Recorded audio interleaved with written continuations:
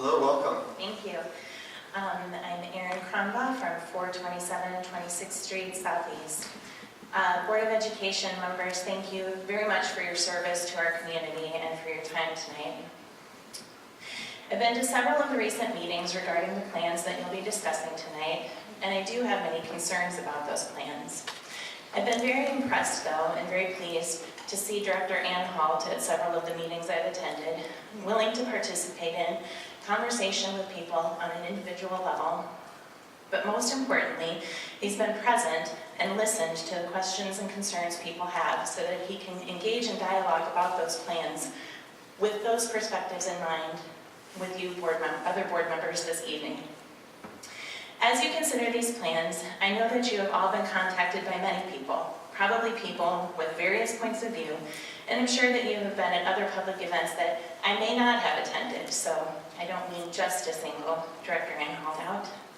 But I attended the conversation with Dr. Buck at Grantwood, and that was presented at the Grantwood PTA. That meeting was, as Director Ann Halt said, open, honest, and very, very effective. No consultants were present, and it was a chance to actually hear and be heard regarding the plan in a way that was different than any other forum I have attended thus far. Director Ann Halt's observation was that the board needs to have the same open listening and conversation with community members as that meeting provided. I urge the board to hold these kinds of meetings prior to making your decision. My observation and experience during that meeting was that it gave participants from all sides of the issues a bridge to trust. And even though I don't think a lot of minds were actually changed from their points of view about the plan itself, I do think there was a feeling that there was more honesty, openness, and listening than other district forums. Listening, honesty, and give and take are important in this large decision for our community, and you need to be leaders in this area. It is critical for community support, no matter your decision. I ask that you please consider public listening sessions with board members prior to voting on the plan. It's easier to contact members you know, or to email everybody. And it's easier for board members perhaps to feel that they are hearing from all invested parties based solely on the people who they converse with. Having these smaller public outlets would do a great deal to make sure citizens all feel that their voices are heard. I also urge you to take the timeline for these conversations to happen and delay your voting on the plan, and to use your power judiciously and wisely. Thank you very much. Thank you for your comments. We appreciate those. Thank you. Next, I have Val Dolezal.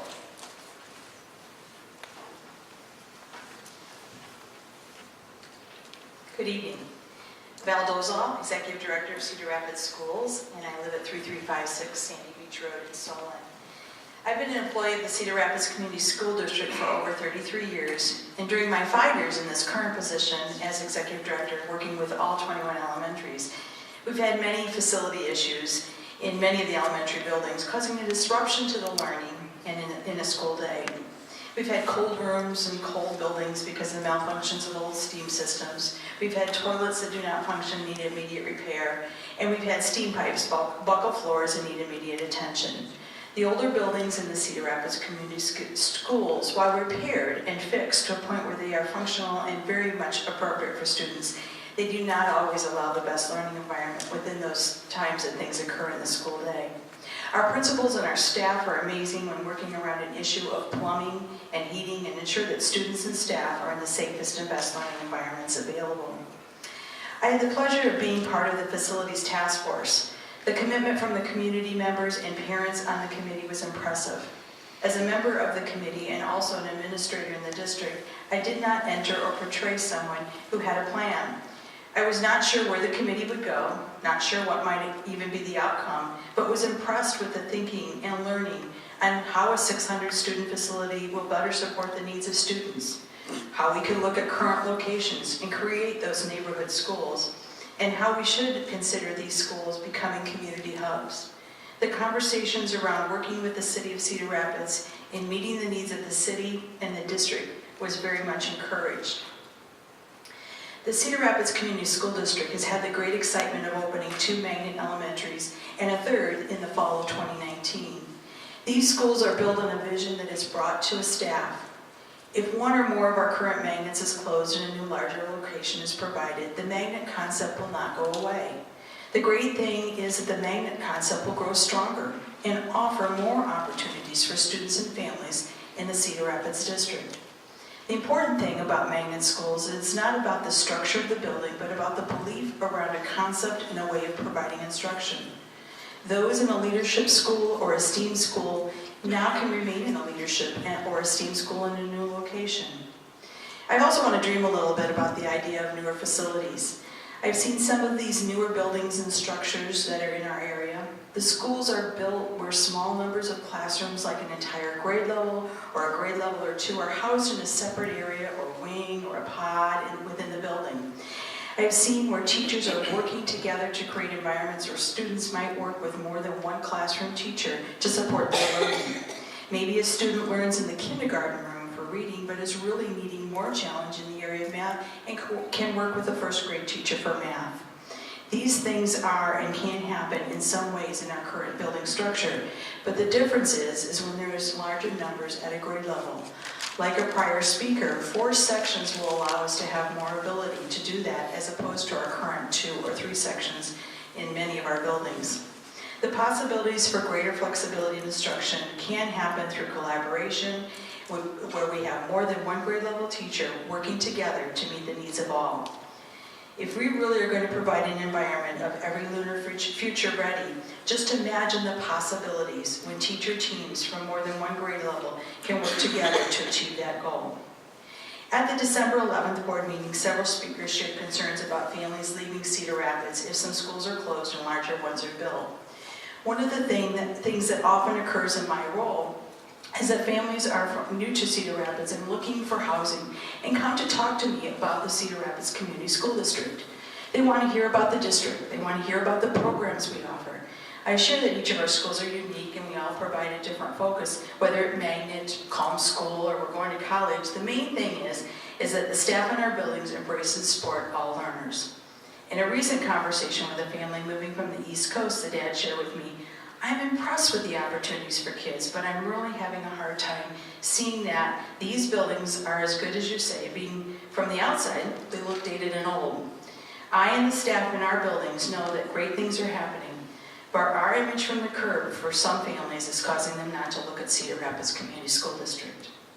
I thank you for your time and commitment to the Cedar Rapids Community School District and the City of Cedar Rapids as you make some important decisions in the next few weeks. Thank you.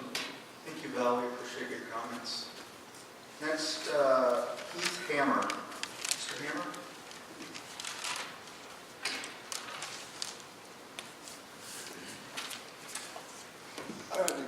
Excuse me. I guess I should start. Yes, speak right into it. Yeah, sorry about that. Just clearing my throat. So Keith Hammer, and I live at 5154 Strike.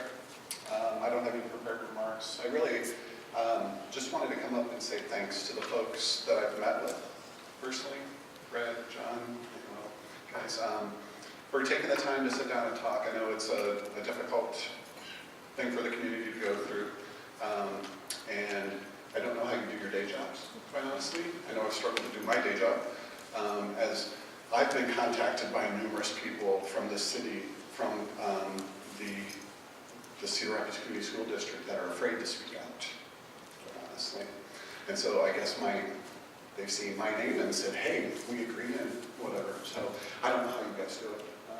I wanted to say thanks. And then I think the last thing, I'll make it quick, that I wanted to say too is the thing I struggle with in this is getting people to see beyond what we've talked about, a couple of folks of nice, beautiful new buildings that present all these opportunities, and to frame it in the overall community. And some of us have talked about that. That's the piece that I didn't want to get lost. The people that I've worked with, none of them want their children to go to a school that's inadequate. They all want great opportunities for all kids, everything like that. But how we do this shapes our communities, shapes our neighborhoods, right? And just keeping that in mind. And that last thing I'll say is, I came from and put my kids through a school with for example, had 3 sections of kids, and it was an awesome experience. And it was, I think it was mentioned, you know, where you could put them all in an area by itself and things like that. You know, I'm not advocating 3 or 4 or 2 or 5. I don't care, but I want it to be done as a picture of how we want our overall community, how it impacts public safety, how it impacts, you know, everything. So that's it. Thank you again for all your time and appreciate it. Thank you, Mr. Hammer. We appreciate your comments. Next, I have Sarah Langhurst. I believe hopefully that's correct.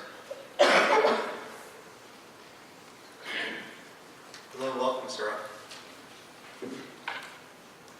Hello, I am Sarah Langhurst. This is my 27th year as a teacher in the Cedar Rapids School District. I have taught in a lot of different buildings and grade levels. I currently teach elementary physical education at Pierce and Madison. Between my 2 buildings, I teach 22 classes, 530 students of physical education in grades kindergarten through 5th grade. I'm here to give a frontline perspective on the facilities master plan. Even though I will be long retired by the time the plan is fully implemented, I do care what happens to the Cedar Rapids School District. I currently have grandchildren that attend or will attend Cedar Rapids schools over the next 16 years. I feel that I have a vested interest and would like to see my dream of having new schools come to life. Most of our schools are in desperate need of repair. The teaching spaces and gyms are quite inadequate and outdated for the number of students and types of students that we serve. Many facilities are not handicap accessible. I have taught under a lot of different conditions. I've taught while the roof was leaking. I have taught while water seeped into the gym from the ground. I've taught in my winter coat, hat, and gloves when the gym had no heat. I have taught PE on a 100-degree day in a gym with no air conditioning, no windows, and no ceiling fan. Very few elementary gyms in the Cedar Rapids School District have air conditioning. I have ceiling panels that are deteriorating and falling to the floor. Most of the schools have a lot of dust and mold, and the air quality is a big health concern. The gyms at both Madison and Pierce, like most of the elementary gyms in the district, are only 18 meters long and 12 meters wide. I have 32 students in one of my 4th grade classes. They can't all jump rope at the same time without their ropes hitting each other. Our current facilities have a lot of limitations. We have small cafeterias and small classrooms. We don't have adequate spaces for all school assemblies and music programs. This is why I am strongly in favor of spacious new schools. We have become an urban school district and face a lot of challenges that urban school districts face. For the past 17 years, staff in all capacities have had their schedules tightened and workloads increased. I have seen many young, talented teachers leave our district in favor of other school districts that have nice new schools and more optimal teaching conditions. We desperately need new schools. I do see some flaws with the facilities master plan. This plan keeps a lot of our current limitations in place. My dream is to build schools for the programs that we would like to have and not for the programs that we currently have. In reading page 23 of the facilities master plan, it becomes clear that the district would like to build 600 student schools and staff them with skeleton crews. I am concerned that a 600 student school is staffed with only 1 counselor, 1 principal secretary, a half-time media specialist, a half-time nurse, and 1 specialist teacher for art, music, and PE. Although it would be a more efficient use of time for a specialist teacher to be at one school, the practice of teaching 24 classes and being responsible for the assessment of 600 students remains. If spaces are built to only accommodate this skeleton crew, then we are not really moving forward and addressing a lot of solutions to our current state of decline. My dream is for elementary students to have daily physical education. Each elementary building would need to have 4 separate gyms staffed with 4 PE teachers. We could return specials to 15 minutes a day and give classroom teachers the prep time they deserve. PE teachers could see the same 150 students each and every day. Daily physical education solves many of our district's urban problems. Data shows that physical education increases academic performance, decreases behavior problems, and makes students healthier and happier. Building 4 gyms onto each elementary school might be something that could push the facilities master plan across the finish line and attract families back into our district.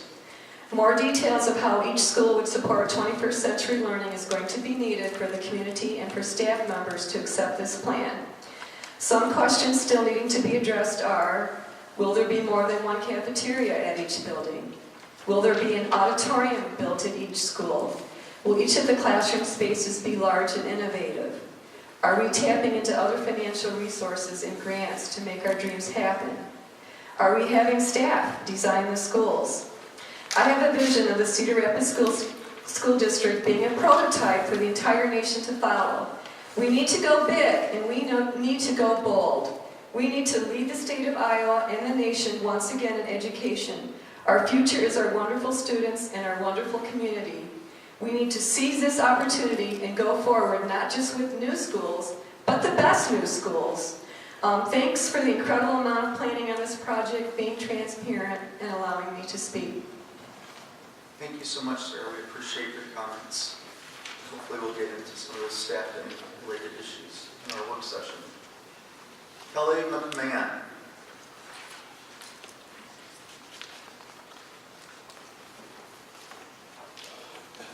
Hi, welcome, Kelly. Hi, Kelly McMahon. I live at 5508 Dostal Drive, Southwest here in Cedar Rapids. I am a kindergarten teacher at Hoover Elementary School. I moved back from the city of Milwaukee to Iowa in 2011 and have taught at Hoover my 7 years I've been here. I am here to speak in favor of the facilities plan. For the last 3 years, I have learned and been reading about community school, the community school model, and it's exciting. It's what we should be doing for kids.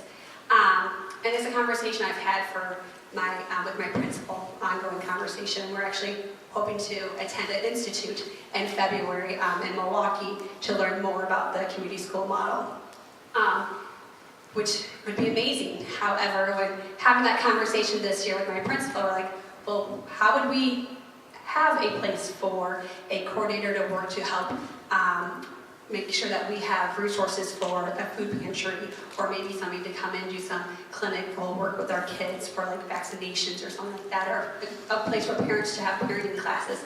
We added a section of kindergarten this year because we had over 20 kindergartners enroll from compared to last year. We had to lose our computer lab, so we have no space. The space that we thought, oh yeah, maybe we could just use that for that space is gone. Which was exciting though. We're very excited. Had we not added that fourth section of kindergarten, I would have 30-some kids in my kindergarten classroom. We have a fourth grade classroom that's sitting around 28, 29, 30, and our fifth grade classrooms are the same, and there's only 2 sections.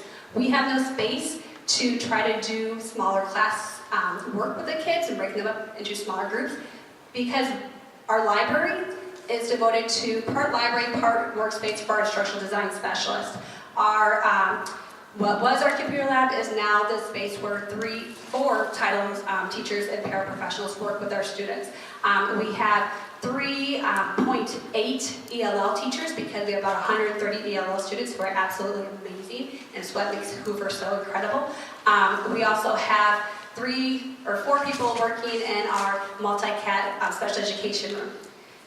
For the work that our guidance counselor does with providing coats and school supplies and snow pants and stuff like that that are available to our students through a private donation, we have it's a nice big hallway closet, but nothing else can be done in there. Like, we can't do what we would like to do with our school if we were to adopt the community model for our students in our community. We want to be that hub of where the neighborhood goes to meet the needs of our students and our families. So I am totally in support of this exciting adventure. In addition to that, in my 7 years in teaching at Hoover, I've taught in different parts of our building because we do have the older facility. We have a little bit of a newer part of our building that was built about 17, 18 years ago. And that newer part is great. It's geothermal, the heat's regulated, it's fabulous. However, when I spent my 3 years in the older part of the building, my principal jokingly told me I'm no longer allowed to say what the building temperature is, although I'm very accurate with telling you if the room is at the 72 degrees, or if it's at 68, or if it's at 65. We have classrooms still, after having worked on that, sometimes are at 56, 57, 58 degrees in that older part of the building. One year our building overheated to the point over the weekend where it killed the plants, including my classroom pet hamster, where I then had to explain to my students, oh, sorry, Miss Kelly didn't probably wash her hands, and after attention again, go, which made the hamster sick and it died. Sorry, I couldn't tell them that the building killed them, because that wouldn't be okay.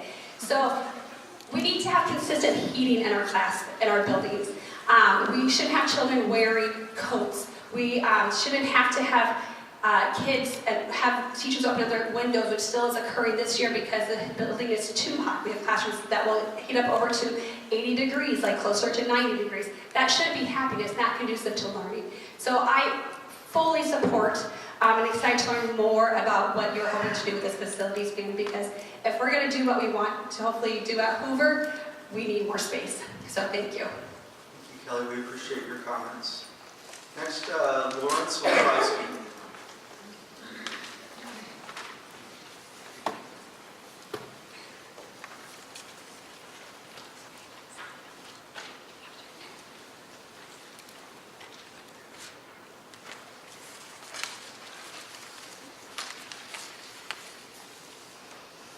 Hello, welcome. Hi, Lawrence Wachowski, 4234 Morrell Road, Northeast. I am a member of the Facility Master Plan Committee, and my comments tonight are my opinions and not that of the committee. I want to acknowledge the excellent leadership that Dr. Buck, Steve Green, and Rob Schwartz provided the Facilities Master Plan Committee. It was an honor to serve on the committee and with the other committee members.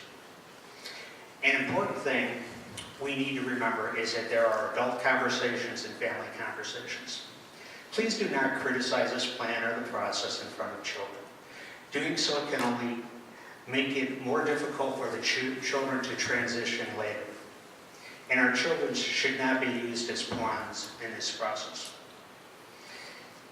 Now that we have a comprehensive plan that should have been prepared 15 to 20 years ago, before Taylor flooded and Polk was closed, the community needs to support this plan. I totally support this plan.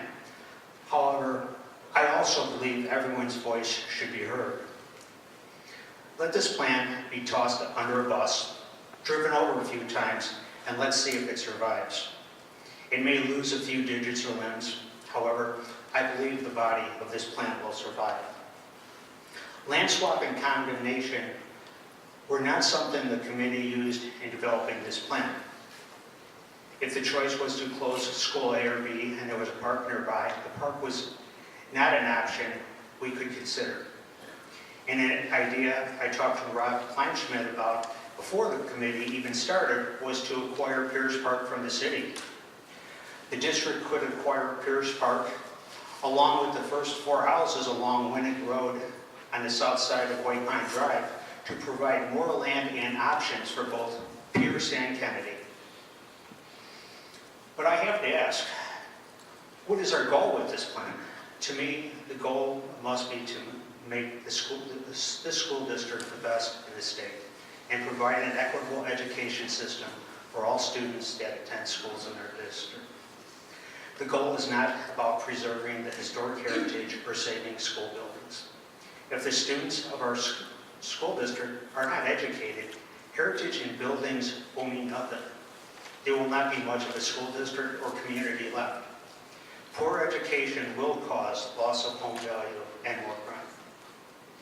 So what are we doing here tonight at a meeting which is not exclusively about the facilities master plan at a location which is not served by public transportation or accessible to many of the same families this plan was developed to help?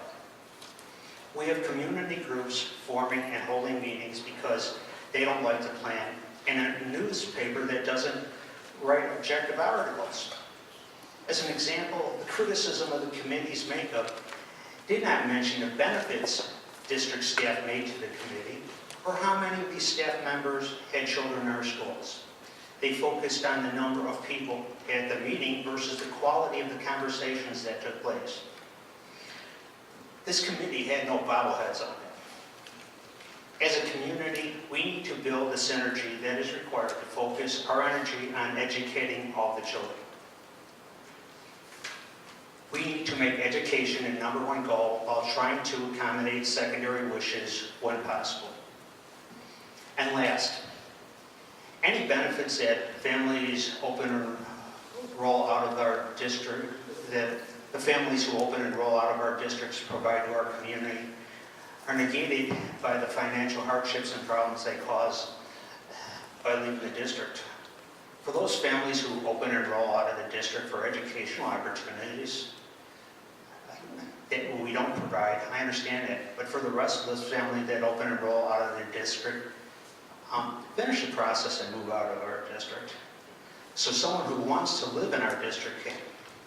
And for those families who threaten to leave if this plan is adopted, just leave. This will still be a great school district. Thank you. Thank you, Lawrence. We appreciate it. Next, I have Quinn and Nancy Anton Jensen.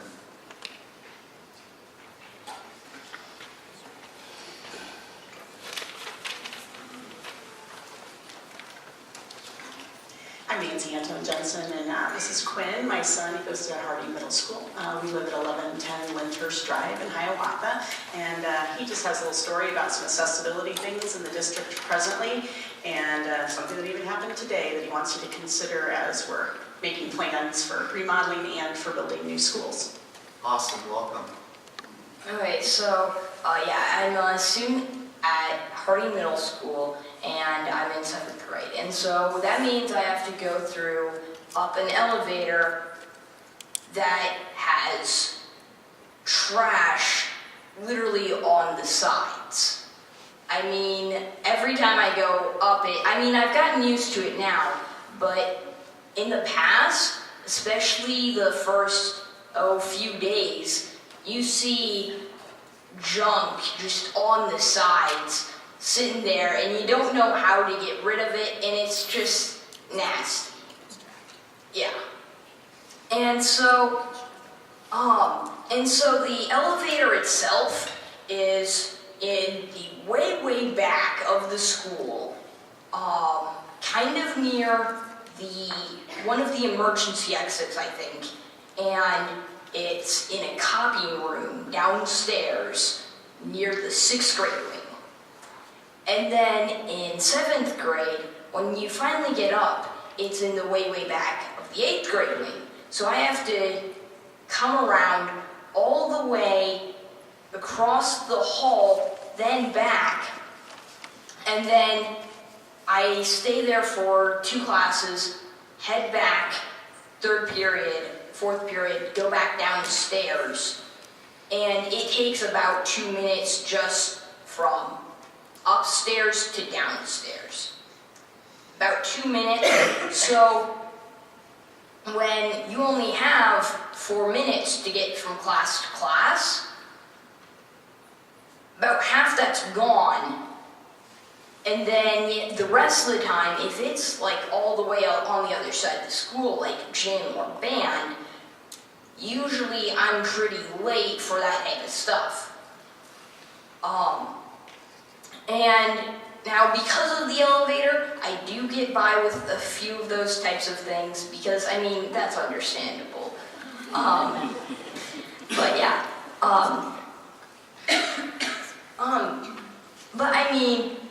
Just today, so I was trying to open up this probably 5-pound door or something like that. It's really heavy.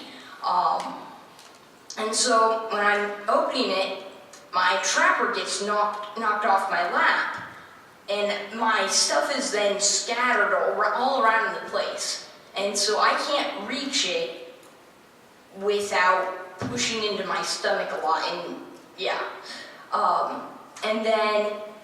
And I can't get out because I either leave my stuff, go upstairs, find someone, then go back downstairs, or I sit there yelling at the top of my lungs, basically, trying to get the attention of a teacher so then they can help me out, get my stuff up.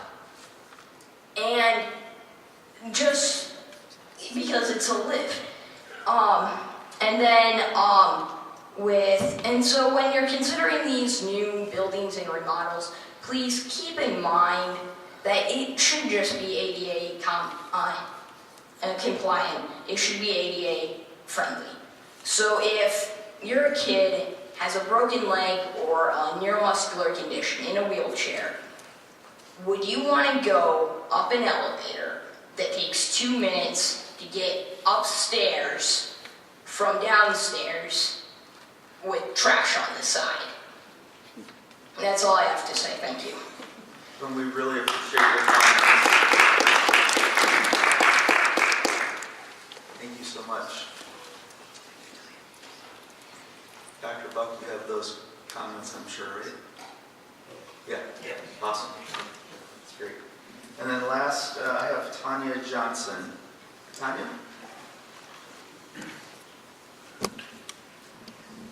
Sure, have me follow him. Oh, it's a tough act.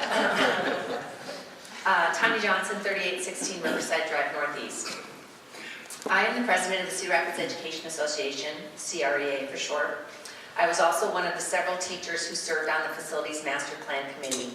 I gave input into this plan as someone who grew up in Cedar Rapids, lives here with my family today, and has taught in the district for 27 years. From a personal perspective, I believe this plan is what Cedar Rapids needs. See our students need safe, flexible, and future-ready facilities. See our teachers need opportunities to work in a 4-teacher team and time provided to have meaningful PLCs with more than just one teammate. And the Cedar Rapids community needs a school district that is equipped with all the tools necessary to provide our kids the best possible education moving forward in a constantly evolving world. That includes addressing the fact that many of our facilities are more costly to repair than to replace.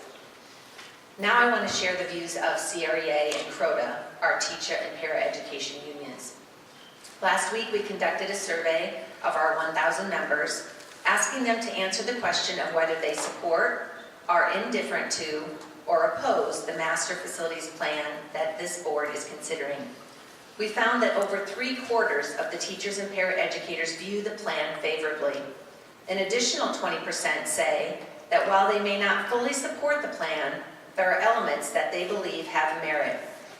Some of those reservations include those that have been already brought up: concerns with having neighborhood schools and the building size, staffing concerns, and making sure transportation and boundary changes are well thought out.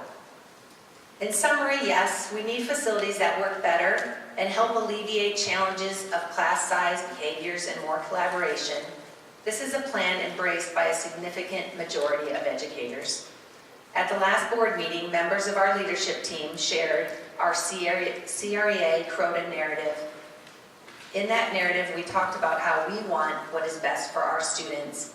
When our district has an opportunity to provide students with great facilities designed to maximize teacher collaboration, even out class sizes at each grade level, and provide music, art, and PE with one teacher in each building, and give our students pride in knowing that our community wants the best learning environment possible, we can get behind this plan with enthusiasm. Thank you. Tanya, and thanks to CREA and CROTA for that information. So thank you. All right, with that ends public comments. At this point, I'll go ahead and move to the consent agenda. So on the consent agenda, are there any items that board members would like to pull for question or comment?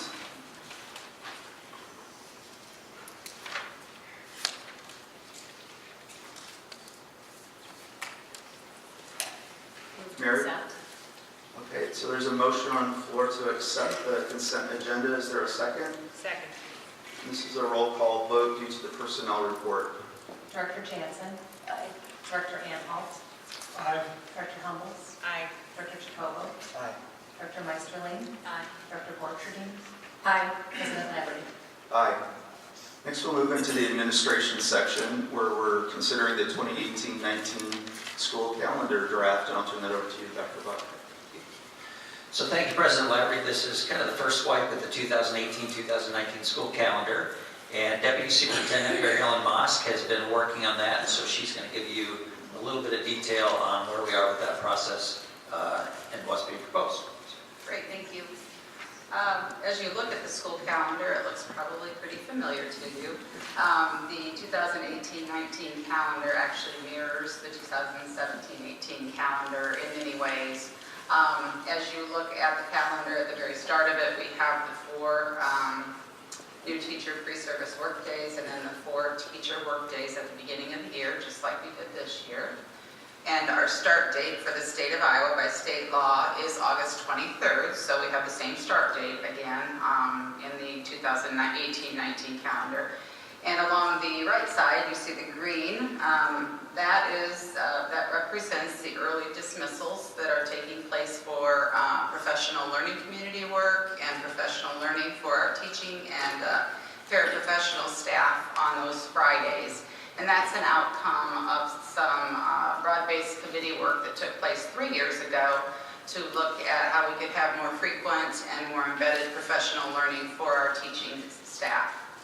And so the only really change that you see in the calendar, and it's probably kind of hard to see on the board, but there are 2 professional learning days built into October this year, where there were 2 professional learning days built into January of this year. The reason for that is we really wanted to front load that professional learning in October to really focus on the high reliability schools framework, the work that we're doing to carry out the strategic plan and the district vision of every learner future ready.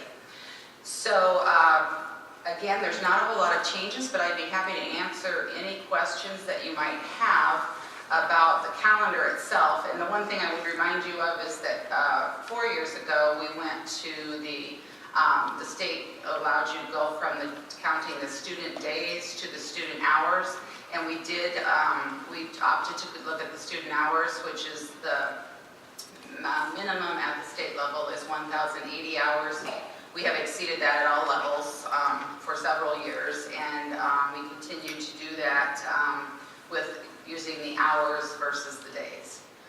We build in a little bit of extra padding so that if we have floods sometimes or inclement weather, that will help us a little bit with that. So any questions, I'd be happy to try to answer those. Any questions of the board? So, Mary Ellen, if community members see this in the board agenda and it's out there in the public on the website, I'm assuming as a draft, if they have comments or input, is there a process for that, or has that already taken place at this point? Absolutely. They could use multiple ways to contact either myself or someone here at the administrative offices. They could contact their school and they would know who to have their child's school, and they would get them in contact with the appropriate person. They could certainly email, phone call, or I'm trying to remember the name of the... Let's Talk. Very good. Let's Talk is another opportunity that they can have to pose questions or concerns or comments. Gary? Has there been, to this point, much... Make sure you speak into the microphone. Yep.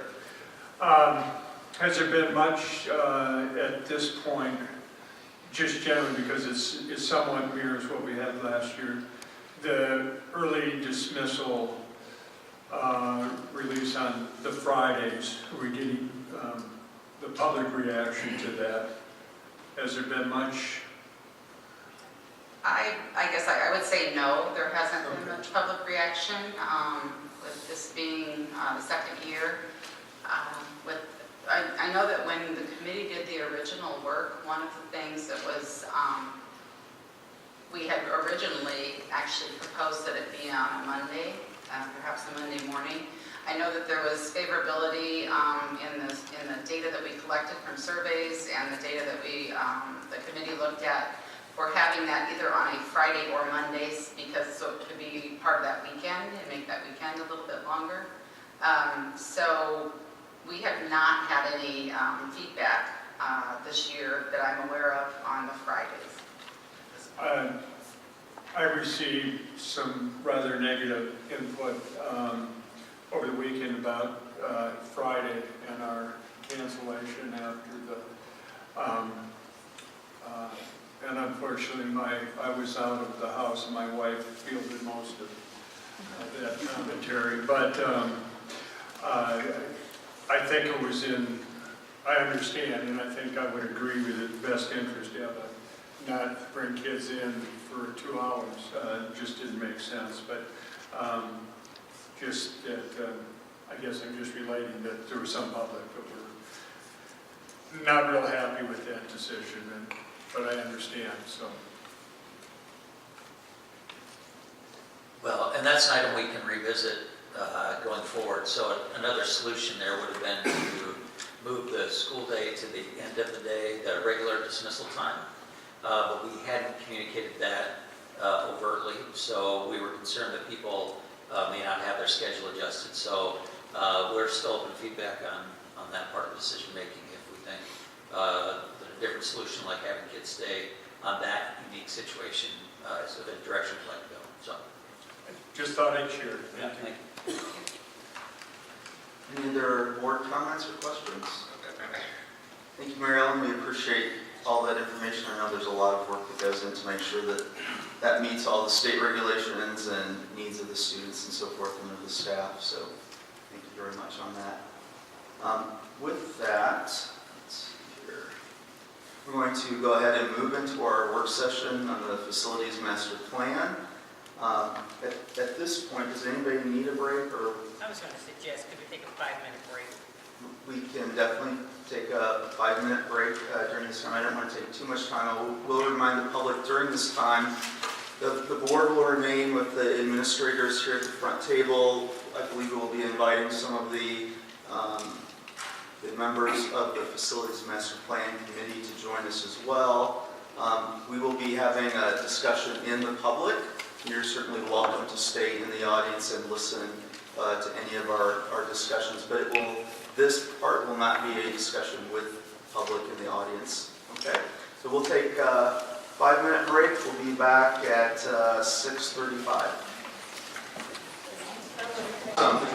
So thank you, all of you, for being here. I know the committee members, I personally, and representing the rest of the board, want to thank you once again for, I can't even imagine how many hours you all put into getting up to speed on this plan.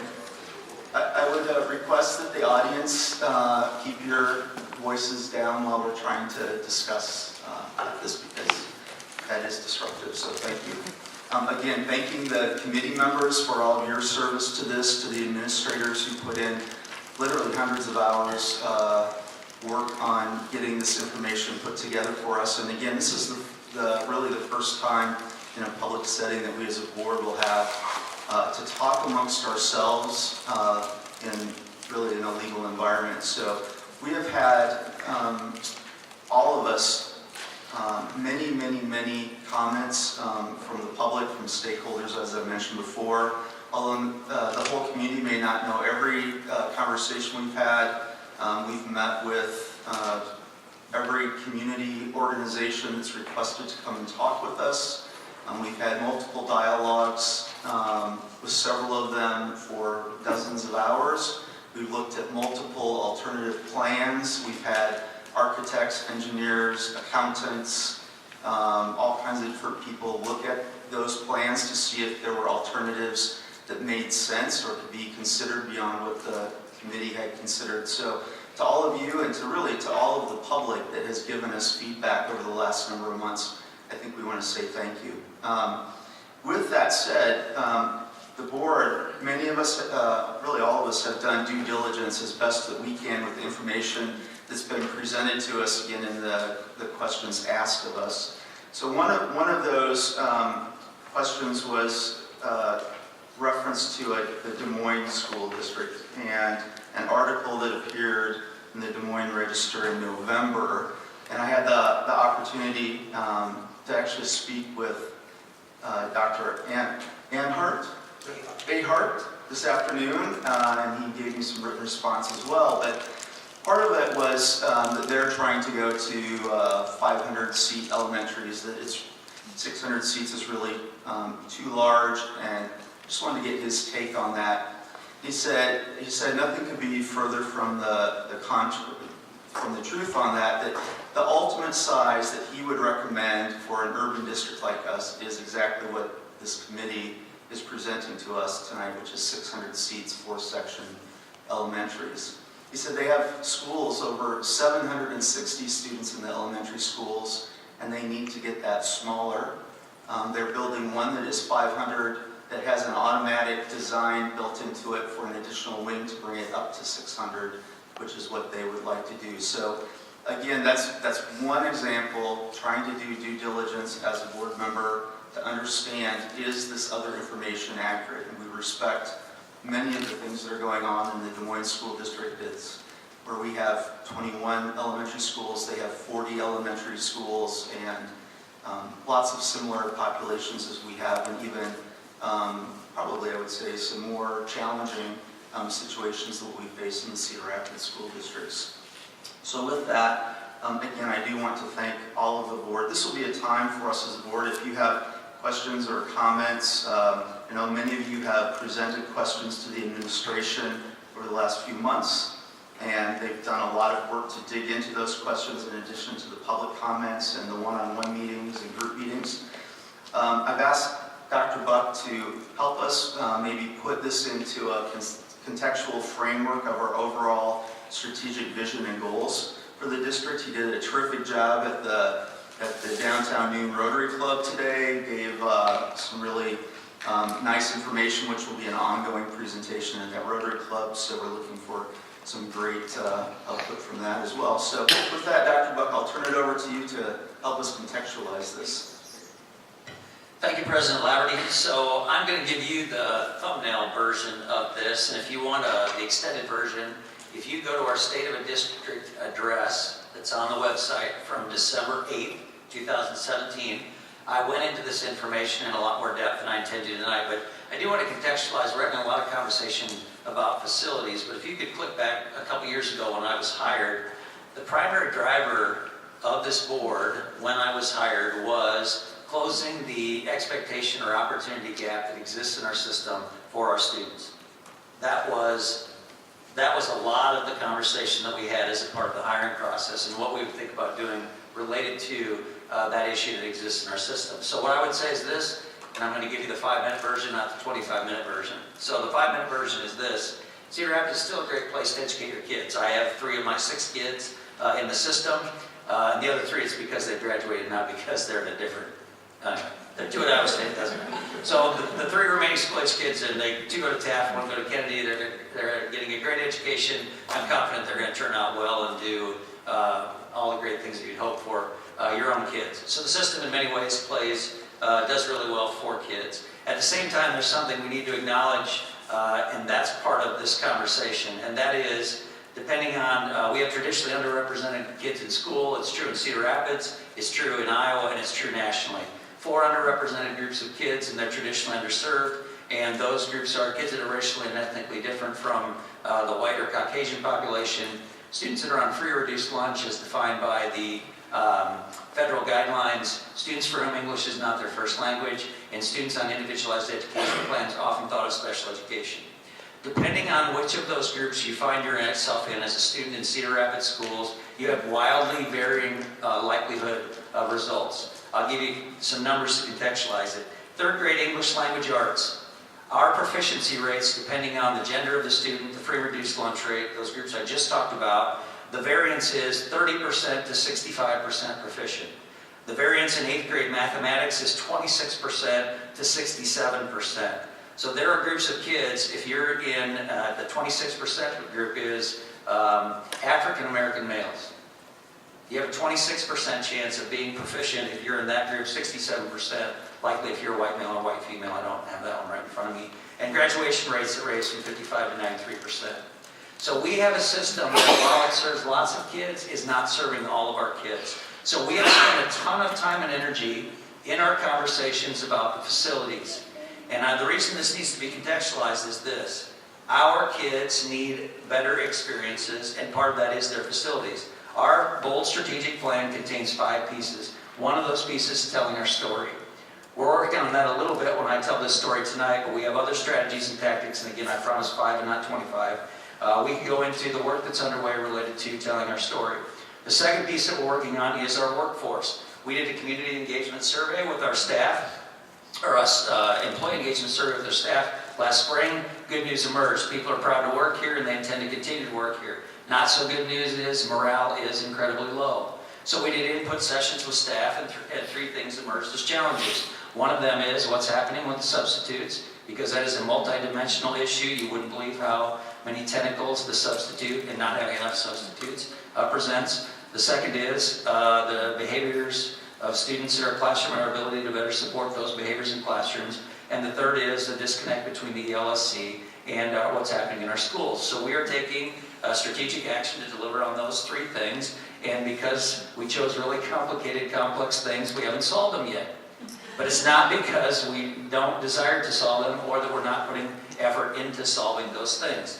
The third one is learning outcomes. So when I meet with employers don't talk to me about photosynthesis and the desire, man, if our kids only understood chlorophyll better. They don't talk to me about, man, SOHCAHTOA, that rocks, right? Let's apply it right now. I was actually this might be 6 minutes. I was in a geometry class at Wash the other day, and this young man was doing a problem on measuring your shadow and then comparing it to the height of a building. I said, take comfort. I do that like once or twice a week. I am all the time measuring my shadow. So, I say that to say, the learning objectives and the profile of a graduate is what needs to start to better drive the conversation in Cedar Rapids schools. So what are the attributes, skills, and dispositions of kids that we want to build in them so that they have capacity and agency to be dropped into a new circumstance and be successful? So that conversation needs to be driven differently in Cedar Rapids. And we're still going to worry about content because algebra still does matter. That's math I think that actually does apply. Not that I don't love geometry.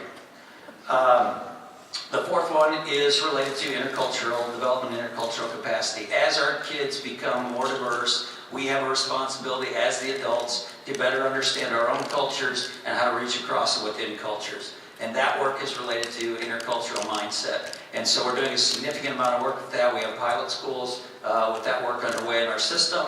And the fifth one is facilities.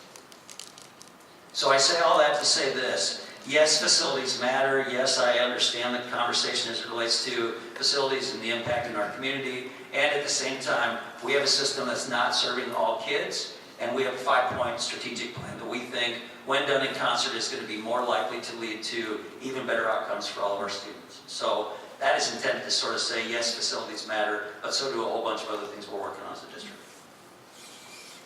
Thank you, Dr. Buck. That was a little over 6, but that's right. I'm not sure about your shadow comment. We're going to look into that. So I'm going to open it up. I have some questions that people from the community have asked of me that I'll try and get to along the way here. But who would like to start with questions? Many of these questions we've all heard or been asked. So who would like to start? Jennifer? I'll start. Okay. I have a question about the construction. Does the new construction include functional accessibility for ADA needs, or is it simply ADA compliant? So I know when we went and looked, a number of us toured the 600-seat elementaries in Linmar and down in College Community. It just seemed the hallways were much wider and those things. Is that, I mean, I'm assuming that that's the type of modern standard that we're looking at. Is that ADA compliant, or is that above and beyond? Honestly, I wasn't sure what the differences between those two concepts were in terms of functionality and compliance. In my mind, they're one and the same. I'm looking at you, I'm thinking it's probably not accurate. But I do know that our buildings, we've experienced the tours in Kansas City, we've experienced the tours in College Community in Linmar, and seen awesome elementary schools that have wide hallways that are used for far more than passing. They're on one level, so there's not multiple stories and elevator concerns and frustrations that we heard so eloquently today. I can assure you that whatever functionality and compliance regarding ADA in a new building construction would be done appropriately. And the cost per square foot that we've used, by the advice of our architects, include all aspects of ADA and current code compliance. I think, thanks. Steve, for that. I think building on what you've asked, Jennifer, is, as Quinn did so eloquently say, focus on ADA compliant, friendly as well as compliant. And to me, that friendly is that he isn't having to travel from one extreme of the building to another. And it sounds like with a single-story building, we were addressing some of that. I also heard tonight, and I've heard from several, in several conversations, the engagement of teachers in the layout, the structure, not just copying buildings. And I think we saw that in the building that we toured, where they even said, if we were to do it again, this is what we would change. And what kinds of activities are being done? I know that we're talking about the theory of the plan, and that this is getting down into the actual design and where doors go and things like that. But I think that's important to know and to consider, is that we're talking to the teachers that will be in there day in and day out, and how the layout will be, and hearing that multiple cafeterias and those things may be useful. So maybe what we should do, which is my fault, I did not go around and have the committee members introduce themselves, because I know you all come from a varied background, and Julie, I know you're a teacher, so maybe you can help us understand that perspective. But would you like to start over here, and we can just kind of go around and tell us a little bit about yourself and your background, and the work on the committee that you... My name is Phil Wasta, 3120 44th Street Northeast. My day job, I'm the executive director of the Med Quarter here in Cedar Rapids, and been on the committee since the start. My background, I spent 30 years in the commercial and education design industry through office furniture and design, and now I'm doing the Med Quarter. I introduced myself earlier. I'm Val Dozel, executive director, mainly working with elementary, and I've been with this district for over 33 years. I'm Jim Craig. I'm an attorney by day. I've graduated 4 kids through the program. I've been on the facilities committee, I think, for about 17 years, if I'm not mistaken. I think we started in 1998 or 99, and then although we got into boundaries in 2011, there was a lot of facility discussion at that time as well. And so I haven't experienced with design, but that's my experience with facilities. I'm Julie Kane. I am a teacher at Washington High School, and I've been there for 20 years. And I also am a parent of children in the district. My name is Al Rowe, and well, I can say it this way. I student taught at Kennedy in 1968, so you can do the math. And I work as an administrative Kirkwood, and I would just say that the core of this region is Cedar Rapids. The core of everything that occurs in the vibrancy here in Iowa starts right here. And I've been privileged to be on this committee. And when it comes down to the plan part, I think the way I felt about it was that we really, given all the data and all the great interactions, and we had two real assets that happened to us during the process. One was, and it doesn't happen all that often, is we were schooled in this before we started. And sometimes when you go to a place, the strategic plan and the goals, it's just rhetoric. As the process went on, and we kept anchored down into academics, culture, and economics every single time, I can just tell you this, that this board and district front-end loaded this thinking process a long time ago. And when you handed it off to us, I felt it was the opening of the door to dig deep and come with, second point then, what I interpreted what we did, is we ended up with a directional framework, tackling any of the issues. And there are many things that go with that framework. And just to close, I would just say that what I observed tonight and the questions that are before you, now the real ongoing dialogue in design and the kind of learning experiences that Lynn and others will have, then it gets real. And I think the real story, pencil is just starting to get on the paper, because that's when all the levels of engagement occur, way beyond a committee that was very excellent. So we just basically ended up with a directional framework, and now the flesh gets put on the bones by many more people. Thank you. Hi, my name is Leslie Wright, and I work with United Way. I am also a parent of one graduate from the district back in 2010, and currently have a junior at Jeff. Hi, my name is David Brandy. I'm the principal of Kingdom Leadership Academy back in school, and I'm in my 5th year as the principal there. All right, and I think we know the rest of the administrators. Great. Is that good? All right. Gary, you have a John commented, and I know John has already thanked the committee, but I want to again go back, particularly Jim, for his diligence and a long time involvement with this. And the other is, you've done as a committee, you've done what we as a board asked. We asked for after going through the process of some school closure because of overcapacity, as a board we realized that we can't wait 25 years to do it again.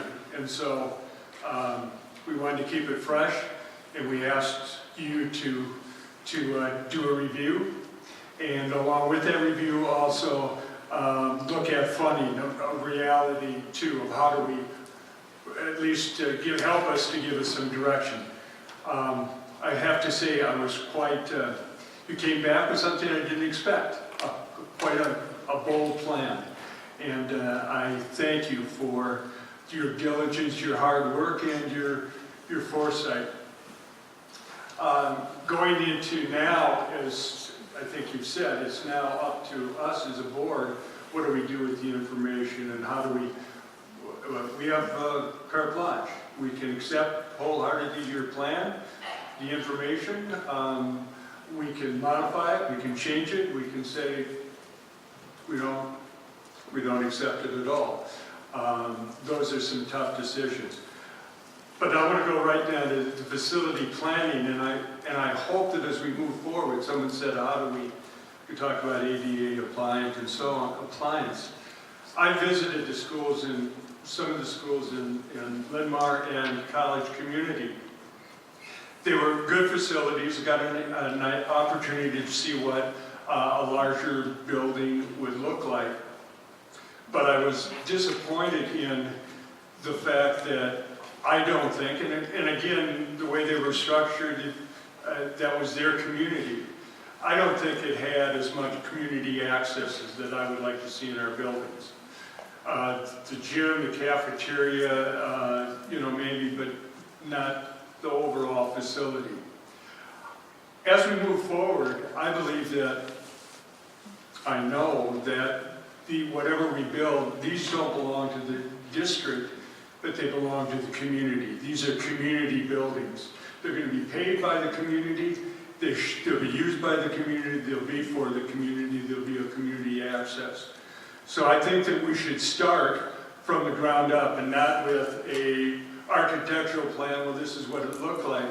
No, what do we want in the buildings? And from there, how do we build the structure that would provide that? And I also would hope that it'll develop some uniqueness to where the buildings are being built. That one building isn't a carbon copy, a cookie cutter look of what another building is, because there may be different community conversations and needs that go into it. We have, you gave us a bold plan, and I think we have an opportunity to move forward with even bolder plans too. Some things that this community maybe hasn't seen before, maybe the state hasn't seen. Some things in this building that would be intergenerational, that would be inviting for older people to come in. And I'm going to be real cautious because I don't want to start looking at designing the plan, because again, it goes to the community. But I envision lots of opportunities that would make it helpful. Community health centers, we've had them in the past in some buildings.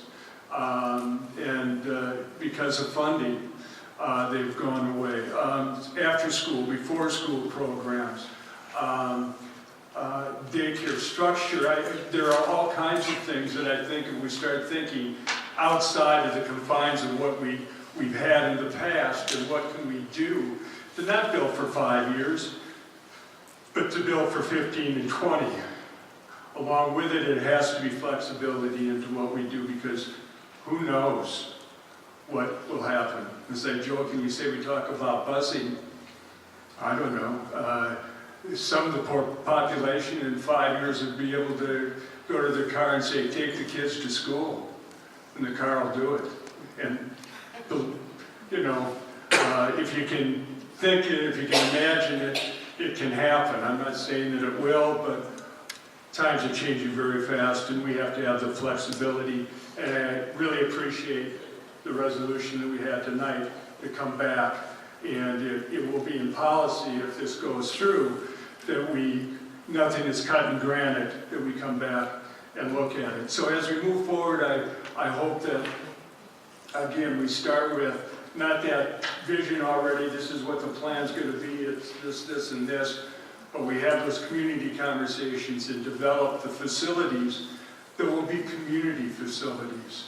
I think, Gary, you know, one of the things, just sitting here as board president when we had our meeting last time, one of it was that you in particular and some others, myself included, wanted to have sort of that visualization of what we're talking about with, you know, modern parameters in an elementary school. And that was the sort of impetus to go out and see actually what are we talking about.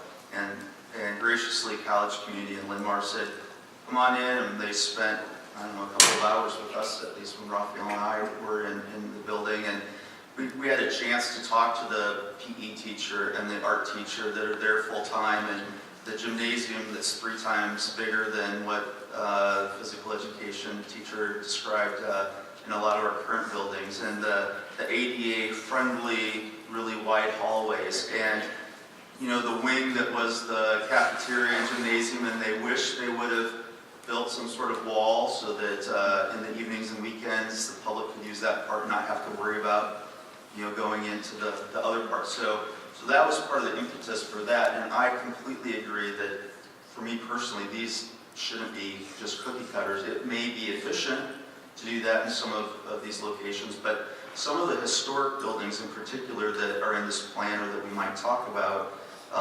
wouldn't, you know, be appropriate to look at a cookie cutter approach. So I know that, Mary, did you have a comment, or I know Jennifer had a comment as well? Do you want to say something, Mary? Yeah, I do. I'd like to ask the committee, a lot of the things I'll say tonight are things that people have shared with me regarding concerns. When you talked about closing some schools, you know how it impacts neighborhoods. What was your thought process in that discussion, and how did you overcome the fear, if you will, of bringing that forward as a consideration?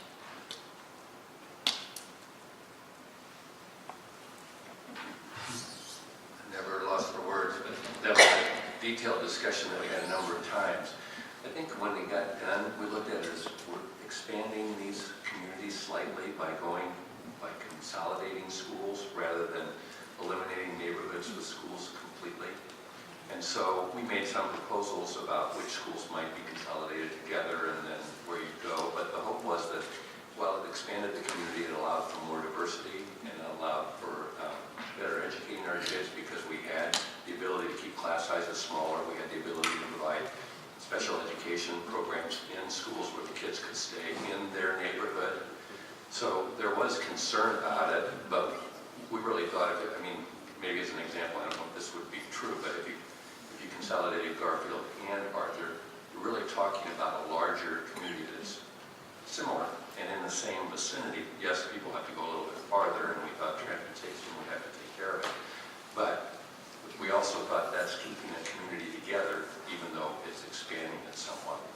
The other thing I would tell you is that if you look at our facility master plan belief statements, which I think are helpful, and you look to closing schools and repurpose, we talk about community hub discussions to consider the traditions of that neighborhood and that school. We talk about how we incorporate the neighborhood geography into the new school, what programs you could do.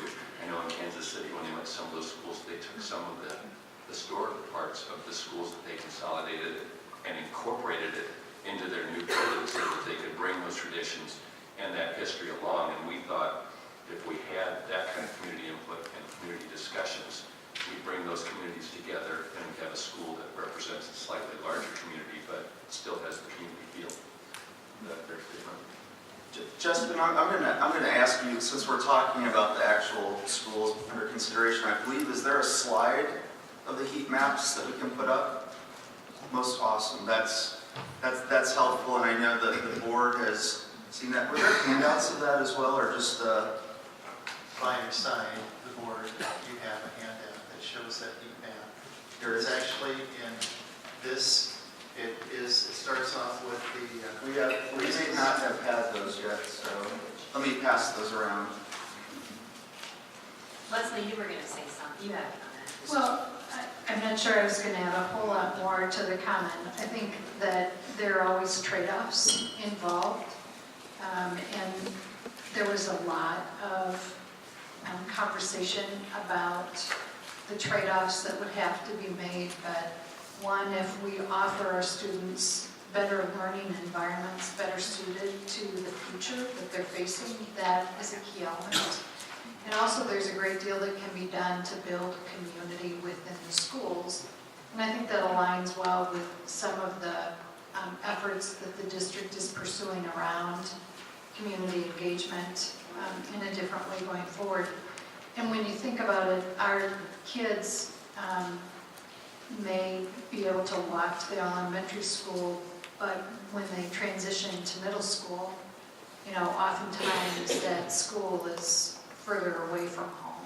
So, you know, I think when you look at our value statements, it was very focused on valuing community, but also pursuing excellence for kids and making those trade-offs as best we know how. And when we looked at those maps, we also tried to look at how to balance the geography of the buildings so that there was a reasonable distribution of buildings across the district on both sides of the river. You know, but again, some of these, I think, what people may have lost sight of is, at least for me as a member of the committee, we understood that these weren't final decisions. We weren't designing the buildings. We were making some broad recommendations about the nature of the facilities plan, and that those things would be refined over time as more input was sought, both technical as well as community. I think how do you persevere when you have those tough questions in front of you? I think number one is that I think this committee evolved, and the more we came to understand one another, and just actively listening to one another with all the different perspectives, what in fact happened is I think we grew a sense of community. And so kind of like an organization has a culture, and then departments within a big organization have cultures too. I think what we really were saying that this is a community in the whole who has made a commitment to the kind of excellence it's choosing, but we wanted to honor the kind of the patchwork quilt of all the other cultures in the city. So early up, when we got it down into, this is going to get into talking about closing. Oh, that kind of dawned on us. Then it got real. And one of our first shift points was, we don't want to just talk about putting a building out on the edge of town, like many places do. That's when we shifted to the community as a whole. And so this particular framework, if you will, is grounded in, I think, two things. One, the experience the committee had, but more importantly, the sense of community and the yearning for community that exists already in our city, and that desire to connect. And so with the resources, that's why the possibility here is different. I think it's different than the outlying schools, to be quite frank. Sidebar, 50 years, well, I've been in the 2 adjacent districts where we design buildings, okay? And all I can tell you is we were designing buildings to grow. And we had some academic things we want, but it was really, there's more students, we need to grow. What you're tackling is a different dynamic of growth.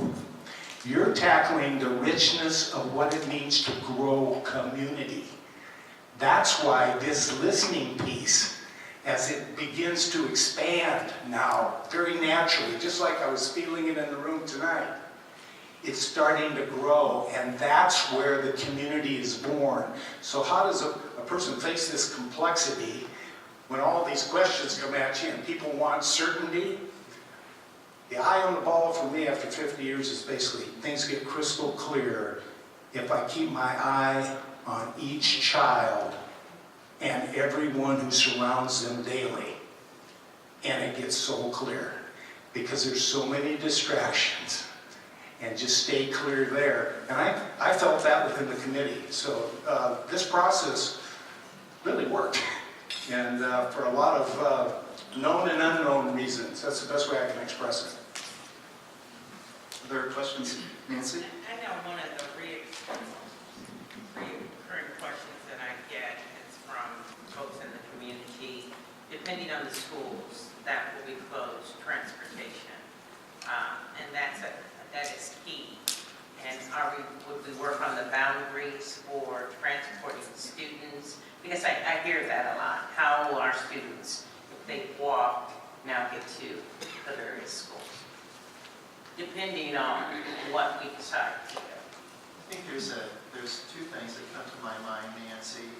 And the first thing that I think you should be able to see, this is in the packet of information where the first page is a sheet called Community Reasoning Between Site Investment. Now, I've numbered these pages, that's my handwriting, the numbers on these pages. So if I say I'm on page 3, we can all be on the same page. Okay. So the first thing that stands out is the numbers of students who either walk or bike to school, which is significantly lower than the number of students that either bus or car to school. That's just the reality of our 21 elementary buildings right now, which is information that we've shared with our school bus consultants, that we've engaged in a study so that we can come back to you on the 22nd of January and give you specificity as much as possible. And given that we've had a fairly short frame of time for school bus consultants to do their work, but we want to know what the impact would be if we have fewer, larger elementary buildings with a 2-mile, which is our standard based upon the Code of Iowa for elementary students. If a student lives further than 2 miles, then 2 miles or greater, they receive free transportation. But we want to take that a step further and look at 1.5 miles and 1 mile to see what those impacts would be. So we are very much looking forward to that information. Now, in terms of overall transportation cost in the context of operating savings, when we're looking at fewer, larger elementary schools, and this gets a little bit into a comment that was made during public hearing, public forum regarding the FTEs in a building. And we can thumb wrestle over some of the FTEs, plus or minus, when we looked at the study that we did on what operational savings would be. And materially, with adjustments, we still have a significant amount of operating savings with our elementaries when we move from 21 to 13. Now, going back to your comment regarding transportation, Nancy, we not yet know what these numbers are from school bus specialties or school bus consultants, but we have ballparked something in the $500,000 to $600,000 range for a 2-mile based on Iowa code. Even that against the nearly $3 million of operational savings is still a substantial annual savings that we would see as a district that we could rededicate and redirect back into the classroom. So Now, Steve, all of that money that you're talking about, that the committee worked on in terms of the savings, that's savings that is intentional to go back into the teaching mission of the school district. Is that correct? Absolutely. We live in an era of very scarce public resources. We have experienced as a school system 7 consecutive years of budget reductions because of very low rates of growth in state funding, and I don't see that there's going to be much of an end to that in the future. So my job is the bean counter. That's what I do. But I certainly believe, as Dr. Buck so eloquently stated, this is a whole lot more than just facilities, and it's certainly a whole lot more than just the numbers, believe me. But it is still a reality. We are living in a very, very difficult public resource environment, and we must look at ways of becoming more efficient so we can do more with less. Yeah, and I think that that's a great comment, because it really reminds us of the multiple things that you as a committee considered. So we obviously have this operational sort of cliff that's going to potentially happen in, 2024, I believe. So we've got that whole financial picture that we have a fiduciary responsibility to the community as the elected school board. But we also know that anecdotally, at least hearing from realtors, that there are folks that are choosing either our schools or others because of the actual facilities and the curbside appeal, as somebody had mentioned, because they're more difficult to get around, because they're not as flexible. We wanted to have higher morale with our staff. Well, I can tell you, when you have a lot of light and you have spaces where students can move around more easily, I think staff are probably going to be of higher morale. When I talked to the Des Moines superintendent today, he said much easier to retain staff, our specials, PE, music, art, and technology teachers, when they're in one building all day, get to know all the kids, much higher retention rates than when they're sharing buildings and not really getting to know the kids as well as they could in one building. So again, multiple things that I think we're looking at in this process. And I've asked to have the heat maps sort of put up here so that we can maybe take a look at that. But as we look at this, some of the questions that the community has asked have to do with quadrants. One of the things that I noticed as a committee, and somebody had mentioned it, is you sort of geographically, it appears, looked so that the schools are spread out sort of evenly. You've looked at these heat maps, I'm assuming. Does anybody want to talk a little bit more about that, sort of that process? I'll start. I mean, we had a lot of conversation around, let's first look at where obviously the red, because that tells us there's a lot of kids in those areas. But then let's look at what our current buildings are.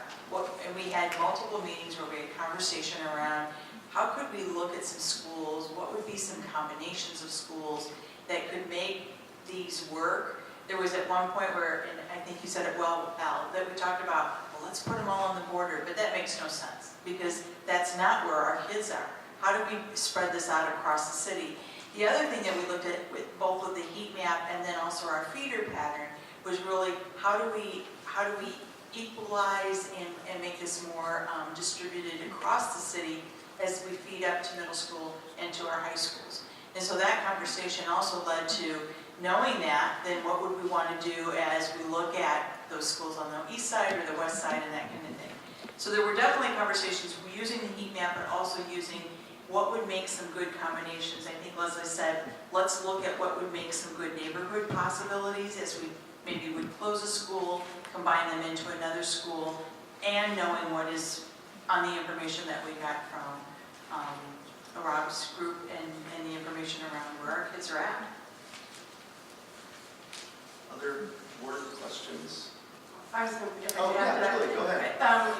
I think the considerations about the combinations of schools probably went over 3 or 4 different meetings. It was extensive, and we looked at a wide variety of arrangements that might work. And also, part of our thought process in there was what a peer feeder program would look like, so that students could have a sense of community as they go through, knowing that they're going to, when they go into elementary school, that they're going to be a warrior when they get to high school. And so we wanted to, we took a lot of attention to maintaining pure feeder systems so that there aren't cross mixes of students that feel torn once it gets time to choose where to go. One thing that has been brought up by some in the public is that the committee that you all sat on looks pretty white and maybe middle class, upper middle class. I'm not quite sure. I have no idea. You appear to be Caucasian. So in this process, there is a concern that maybe we're disproportionately impacting some of our minority populations or our low-income student populations, that there doesn't appear to be diversity represented on the committee, and that's kind of a tough question. But Dr. Buck, I know the administration went through that process. Do you want to talk to us a little bit about that process? And I mean, what was their representation? And looking at these heat maps, we know that some of these areas, you know, Johnson Elementary, for instance, in Wellington Heights is a relatively high minority, relatively low income area. The city's been doing a lot of work in that area. Is that part of what the discussions have been and the committee's makeup? So the original design of the committee, we had reached out to have more racial and ethnic diversity on the committee. Unfortunately, a lot of those members were unable to sort of stay with the process as they had intended, you know, for a variety of reasons that life sort of gets in the way. I would go back to, as a group, our desire was to provide a system that is more likely to better serve all of our kids. That was a driving force behind all of the work in this committee. And when we acknowledge that our current system isn't doing what we want it to do for all kids, there is a recognition as you move through this, and it'll be especially incumbent on us when we get into the boundary work to make sure that differential impact is top of mind. I think one reality that we had as a committee is there's already differential impact in our system. So to the extent that when we go through this process, we can address some of that, I think will be a priority. An example would be Van Buren. If you look at Van Buren right now, Van Buren's number 19, it's over on the southwest side. Former Charger sitting in front of you speaking in this microphone right now. One of the things that we know about Van Buren is there are almost no students at Van Buren that actually live in what might be thought of as a neighborhood school for Van Buren. So Van Buren is also bursting at the seams and is one of our most enrolled elementary schools. So you may be thinking to yourself, so how can that be?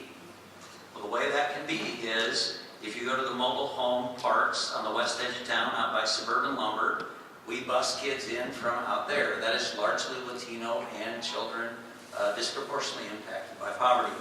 The neighborhood that's also thought of as Westdale Apartments, am I doing this right? Westdale Apartments is in there. Westdale Apartments would be a group of people that are largely immigrant, in many cases Latino, and disproportionately for reduced lunch.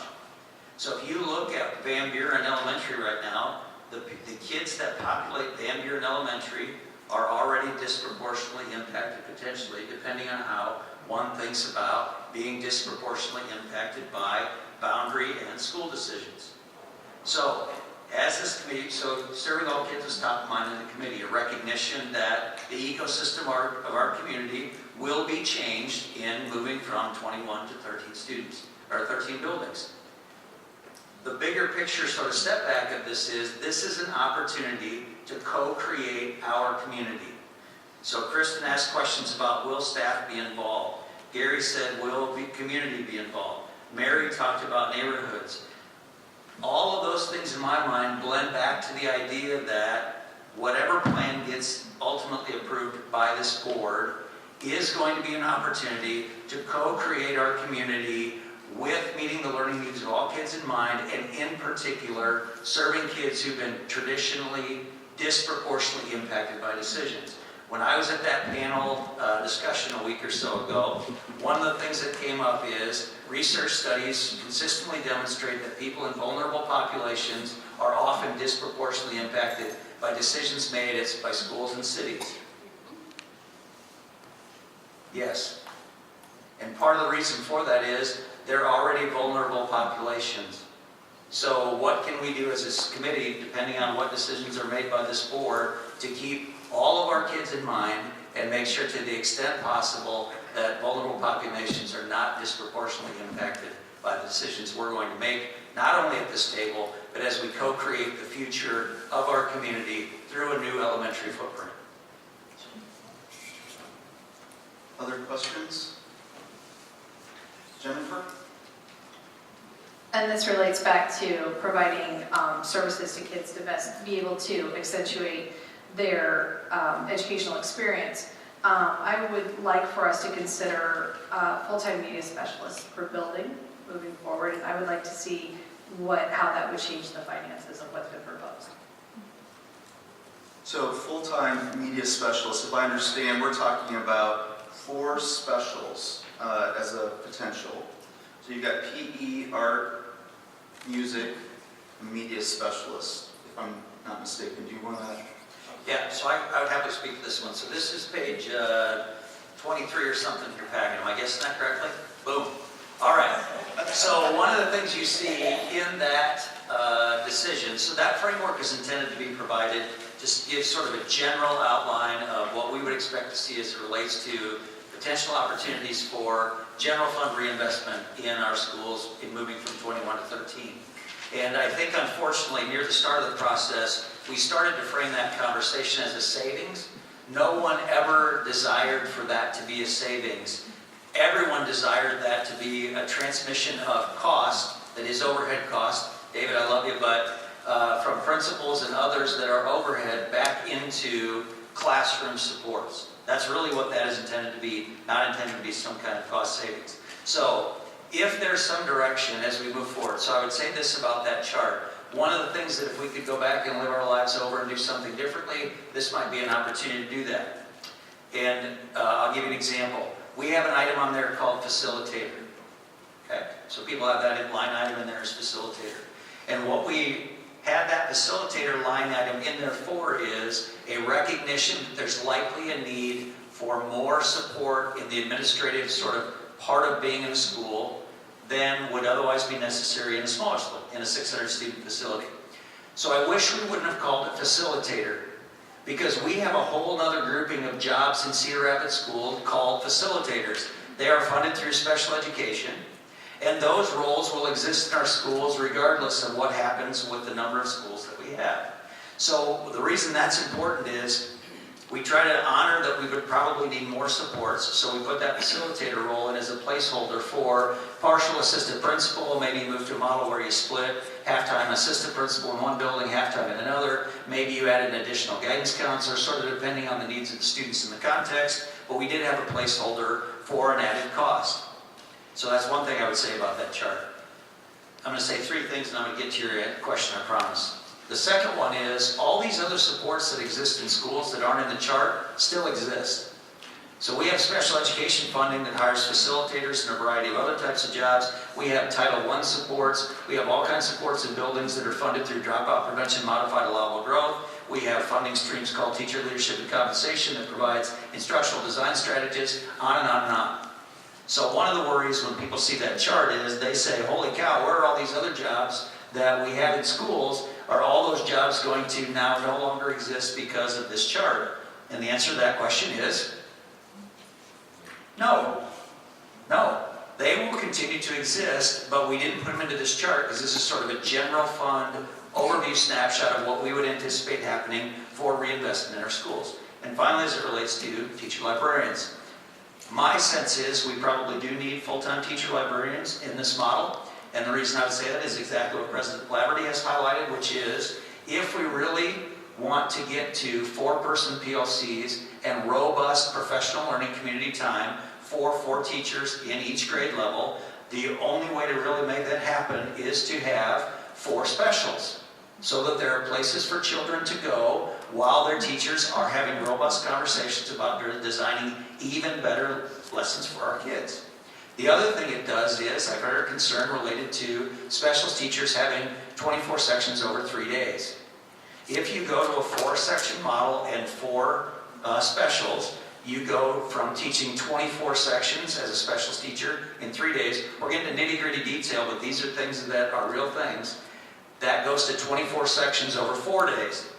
So that provides some flexibility in the specialist teacher's day at that point to provide other additional support that may be helpful in a model that we're trying to work to serve all kids. And so what that might mean is they pull a small group reading group on the side. It might mean whatever those things are that it could be. So the nice thing is, because we believe that this is going to lead to differential cost, that there is going to be money to reinvest in our classrooms. And one choice we may make with our reinvested dollars, those $2.some million, depending on what happens with busing, is moving to full-time media specialists. So that's a long answer to like a whole lot of things that have been discussed in a lot of ways that might also give comfort to our staff members that might be listening or ultimately listening to this.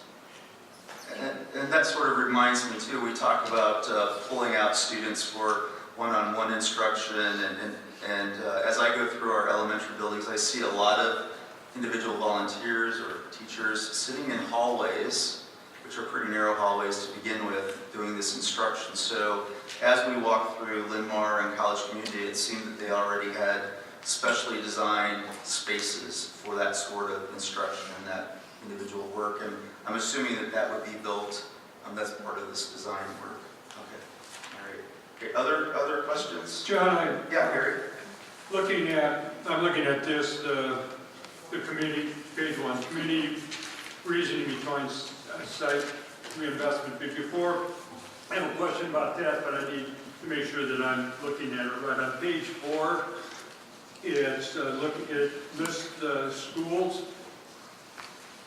Steve, a chance to get there. It's listing the schools, and are those the first two numbers, the square miles and acres, are those the footprint of those schools? That is a geographic territory of their attendance center. That is what the square miles represent. So if you look at Gibson, you see, do they use the right word?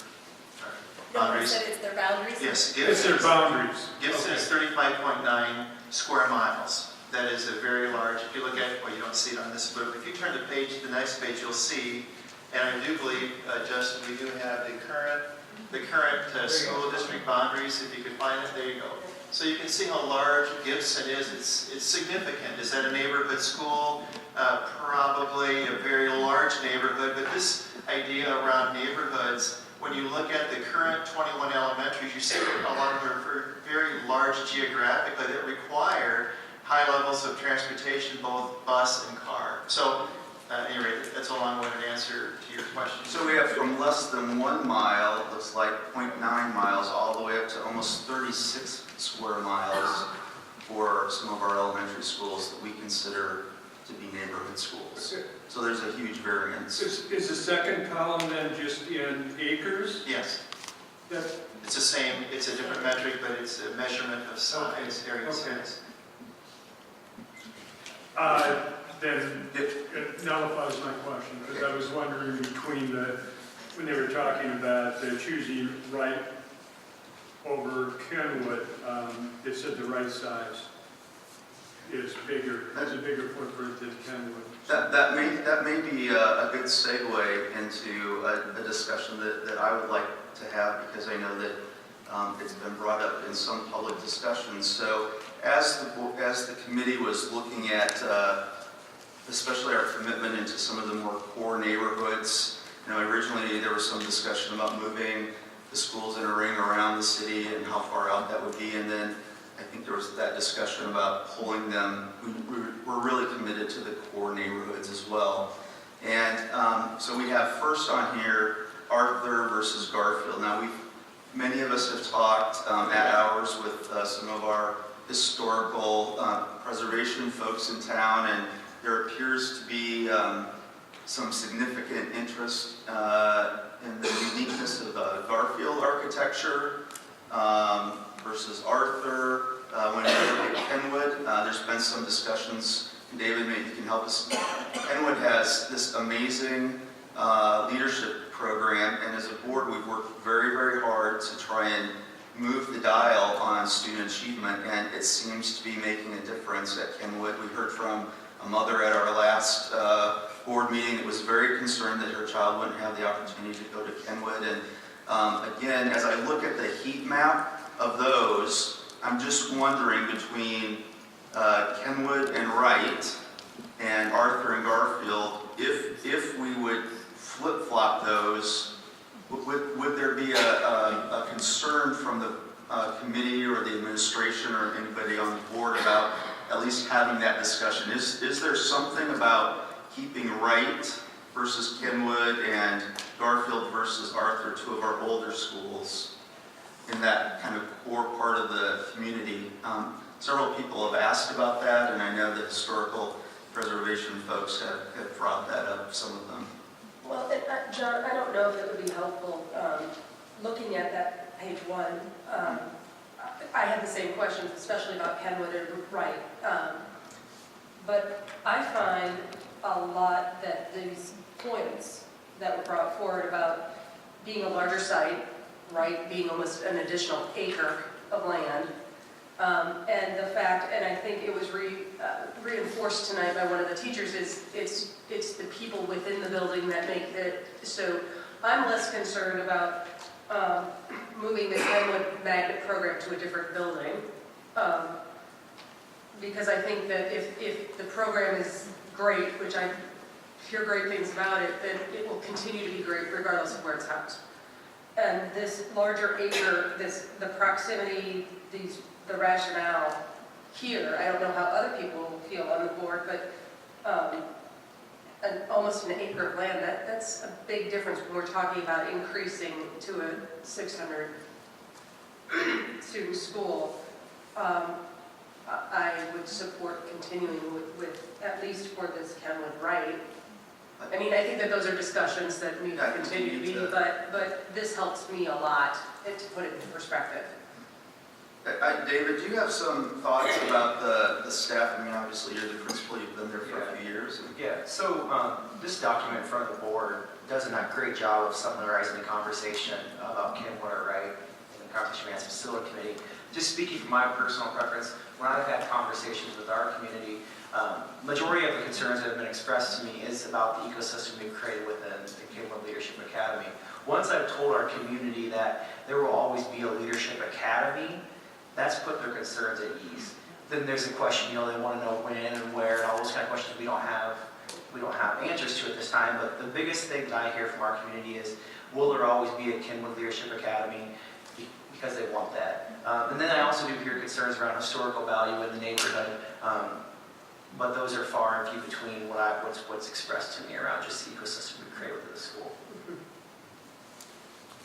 Yeah, Jen? So again, looking at that square footage that's available, well, the acreage that's available for the different sites and why they were considered, I'm assuming that they're considered when they have the larger land mass, because it's going to be easier to do a replace on site and still maintain a playground while that replace on site is happening, correct? I think the only site that wouldn't be true is there was a lot of conversation about the Johnson site and how essential that location was just for a variety of reasons, particularly when we started to look at trying to balance the distribution of schools across the district. So there were a variety of considerations. Has that Johnson replace on site, have you come up with a solution as to how to do that and still allow kids to have access to the playground? No. So back to the Arthur Garfield. So, and again, Dr. Buck, I think we probably had more conversations. The historical value of Garfield, it's in the college district neighborhood between Coe College and Mount Mercy, which the city is looking at evidently for investment, something similar to what's been done potentially in the Nubo area. These are just things that people have talked to some of us about. Is there any discussion? I'm reading what you have here, but is there value to have Garfield and historic preservation there, closer to downtown, and that walkability versus Arthur, especially if we kept Kenwood? Or if we kept... I'll kind of speak to it a little bit, and I'll be the one to wade into the deep water. I think when we were talking about it was truly by the metrics of what is the site size, will this work, and and back it into the heat map. It's like we backed into it, you know, we decided on the 604 section, and then we just kept backing in with all the other different things that were available to us. Only speaking for myself, but there was other people in the committee that agreed. You can't let the architecture wag that dog. And so I think the assumption is, well, if Garfield isn't a school, then it's rubble on the ground. And that is not the approach at all. That building definitely has architectural value. And to your point about the college district, the area action plan, I sit on that as well, could be a great apartment building and be preserved historically and be kept in the neighborhood, be kept in the community. But it's not an appropriate school. That's what we can. So I'm just going to add a comment to that, if you mind. Yeah, no, absolutely. I have talked to area developers about repurposing some of the schools that we would be exiting, and there was a lot of great interest in that. So there's a contingent of people that are talking about, if this plan moves forward, that they've got some kind of opportunities that they would like to reinforce that neighborhood, community, school sort of setting. So if we decided to go ahead and move forward with this plan, what committee do you have or intend to have in place that would continue to inform the board in these 5-year increments, if you will, to which schools and what demographic, what has changed economically or demographically to help guide decisions moving forward? Yeah, that's what I'm putting together. So will I put one together so we can give ongoing information and feedback to the board? If I could just give a little bit of a different view on the Arthur Garfield. One of the things that happened with the Arthur Garfield decision, I'll speak for me as a committee member, because as a committee member, just like everybody else, when we made the Arthur decision, and if this isn't the case, just hold me accountable, but it felt like we made that decision. So back in April, if you remember, in the input sessions, the committee was at all new structures. Okay, and just you folks sort of remember that being the case. Okay. And when we were talking about that, when you're talking about all new structures, in the interim, we've heard feedback from the committee and we've listened. And as we co-create the future of Cedar Rapids, is there an opportunity to maintain at least some of these sites? So Harrison, to me, would be a good example. How could Harrison be kept as far as Harrison is? Maybe not keep that annex that's on the end of Harrison, but then add to Harrison to make it a 600-student facility, as an example. So Harrison is potential opportunity to sort of blend the past with the present. I say all that to say the Arthur Garfield decision, as I recall it, is we were thinking Arthur, if we were going to replace schools, the new Arthur could be built on the 7 or so acres that exist at Arthur across the street from the actual physical space of Arthur. If at some point we decide in co-creating this together that we're going to keep a structure, either Arthur or Garfield, Arthur becomes a little bit more complicated because Arthur itself only sits on about 2 acres or something. That's not the right number, so don't fact check me exactly, but that's pretty close. So if we really get into a conversation where we're saying Arthur or Garfield, and we're going to keep a significant amount of the physical structure of either of those two, it may be that Garfield needs a second look because the Garfield site is actually a larger, better site than the Arthur site if you're going to go at it from the context of keeping the original structure. And so I would just say that, I don't know if others, I think when we made the decision, we were thinking it wouldn't be on the 2-acre site, it would be on likely on the 7-acre-ish part of that Arthur site, which feels a little bit different if we're talking about some amount of historic preservation for that.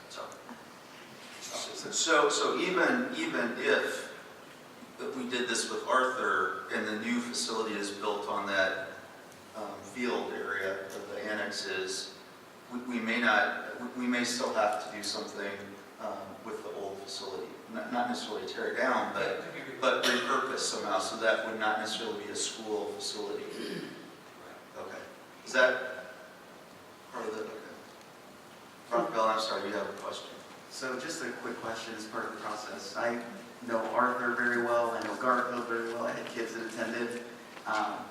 I know those playgrounds, I know those green spaces, spent lots of time with my kids playing, with them out there, along with other parents that have had their kids playing out there. And, while the idea of this, sounds promising of what we would want to do in looking to the future, how many people from the committee actually went out there to take a look? Was that part of the process to actually see what these spaces look like and maybe envision what a new building would look like, or adding to the existing? Was that part of this process for any of the schools? Or was it just looking strictly at data? It was not an organized process that we went through, but I know several of us went on our own. But I have young children and spend a lot of time in those spaces as well. Hitting every playground is a goal every summer. And, it just, to me, sitting there in those spaces and looking around and thinking the possibilities was very exciting. Like what really could happen here was very exciting.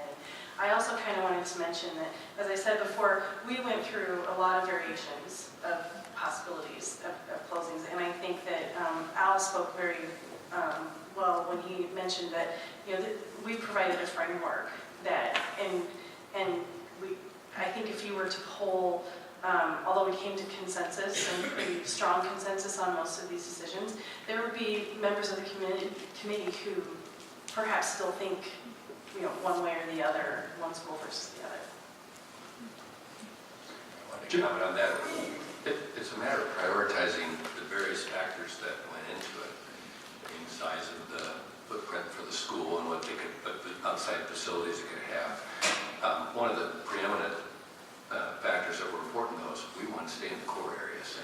So we were really, and Arthur may not be an ideal site, but it needs to be in that area or Garfield area because it's a core area. And so that was a priority. As Bill said, we considered historical importance. It was significant, but at the same time we thought we had to look at how we best educate our kids and how we give them the best building that we could.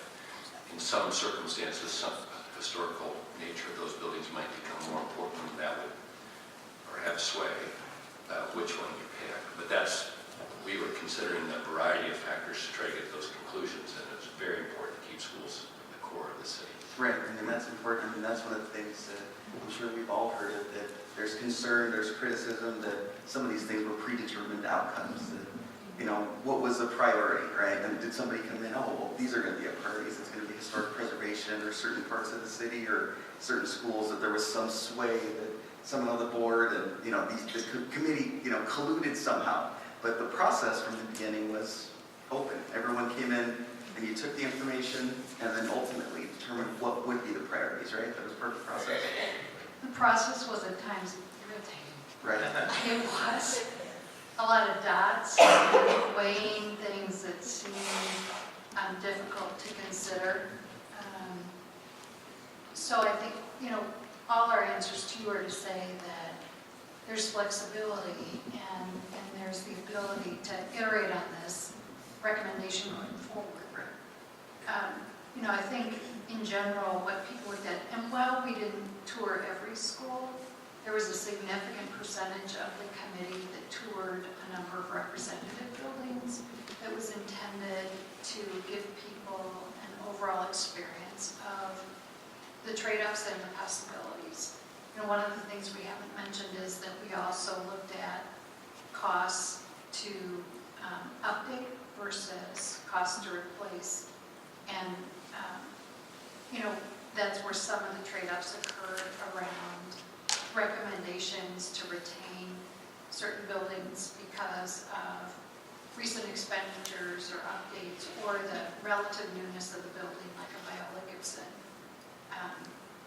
So I think the consensus was we want our kids to have excellent learning environments.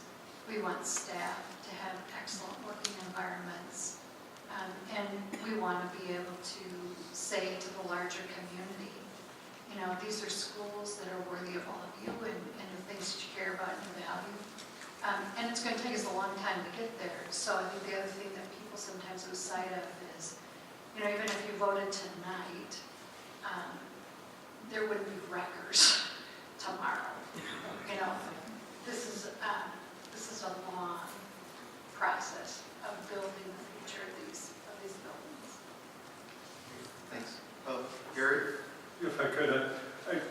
talking about, I spent quite a bit of time talking about the design of new facilities, and I won't go as long with the other, but if we repurpose some buildings, again, these are community buildings.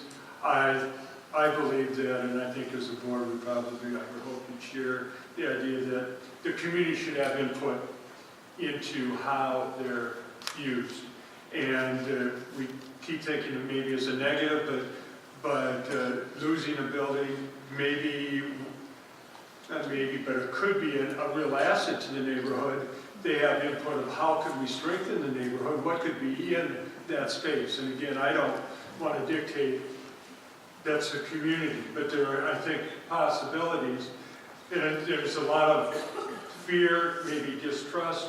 I would also strongly suggest that we have that commitment of before we, or as we move to repurposing, we have a commitment to this is what it's going to be, and not let it sit for 2 or 3 years without it. It might be a tough thing to do, but I think the community deserves those conversations in that direction. I think Mary sort of alluded to this with the Monroe School.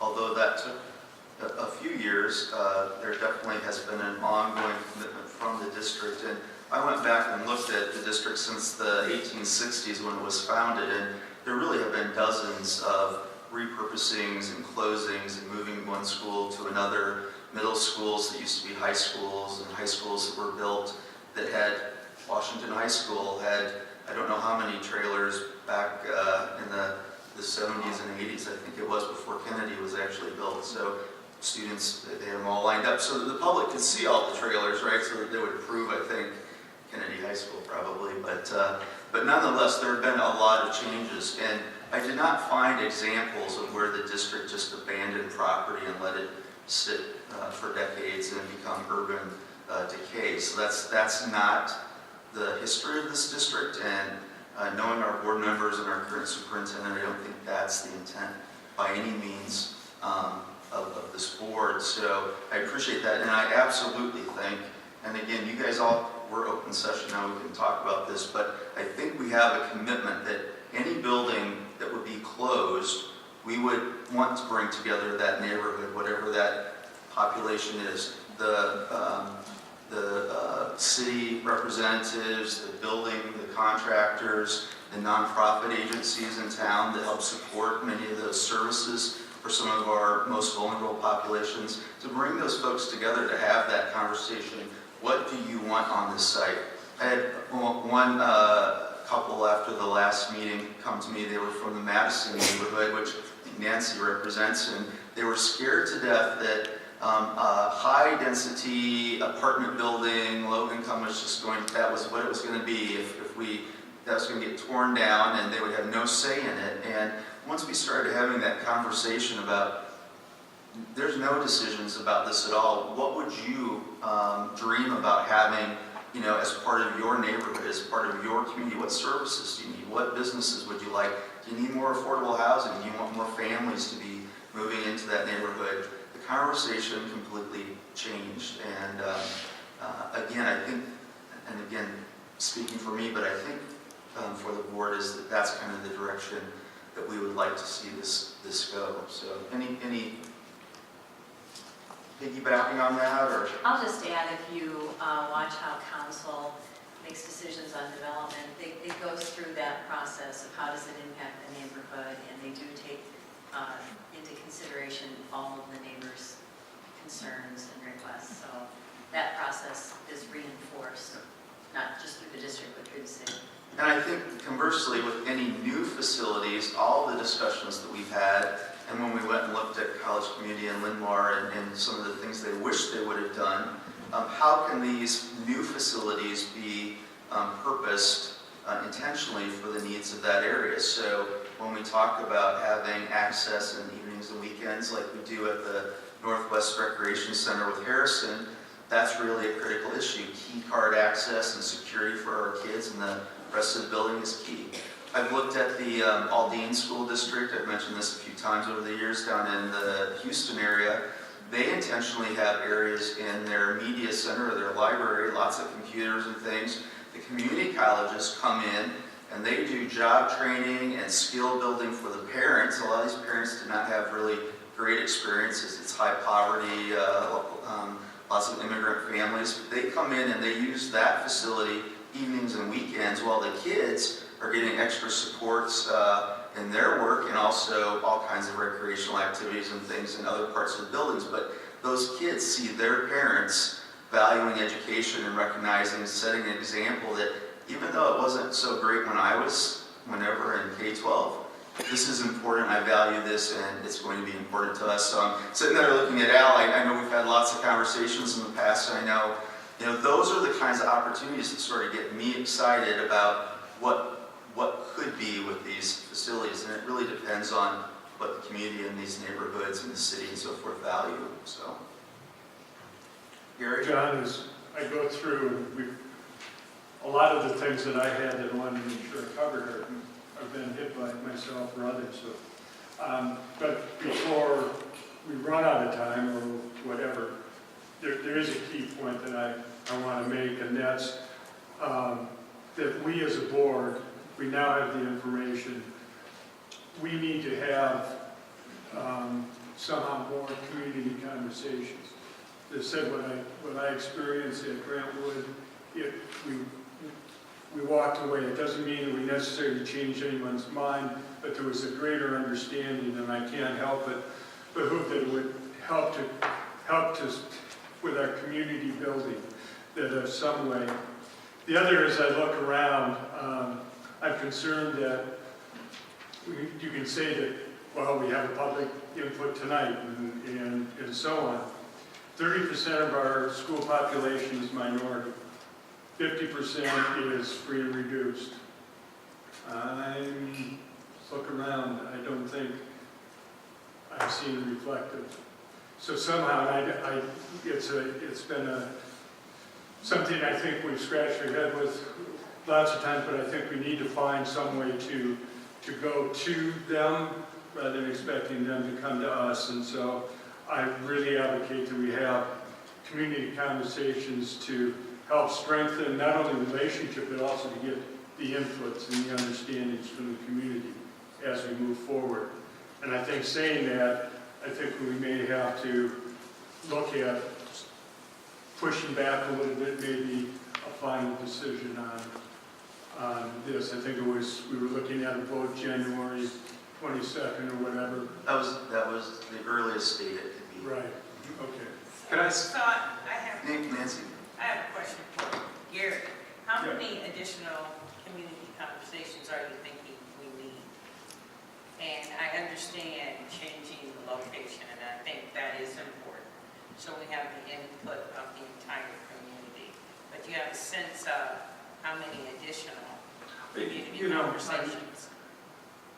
I don't. I mean, I don't say, do we have 6? Do we do one in each quadrant? I don't, other than, again, my experience, what I saw at the library, what I saw at Grantwood, the more conversation, the more interaction that we have. This is the biggest,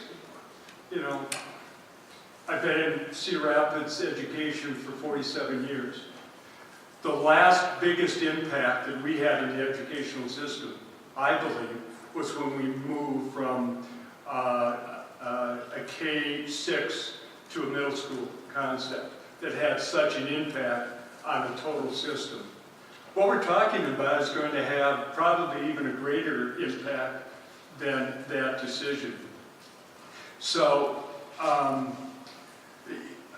again, there's been a lot of conversation, there's been a lot of dialogue, but I'm still hearing when I go out, there are people that haven't heard about our 5 main bullet points that Dr. Buck referred to earlier. And they start hearing that, and they know it isn't just about brick and mortar. Brick and mortar don't teach kids. It's important, and we ask for that, and we need to move forward, but it is still staff, and that's the most important thing. So to answer your question, I don't know, maybe it's, we start somewhere. I would, I don't know if it's fair to ask you, but you are one of the minority sitting on, how do we get to, what would be a way that we could go to some of those minority, to get more input?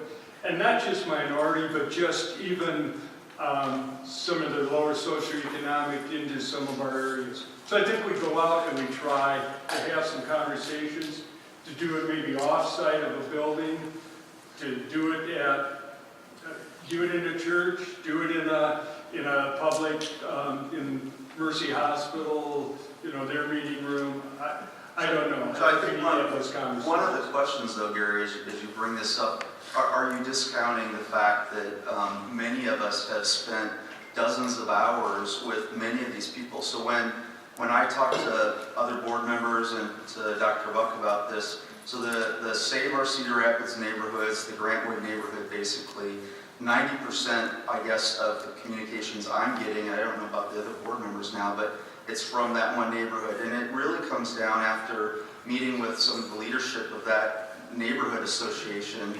It's not really a true neighborhood association, but that group, it really comes down to a fundamental disagreement. We want to keep that school.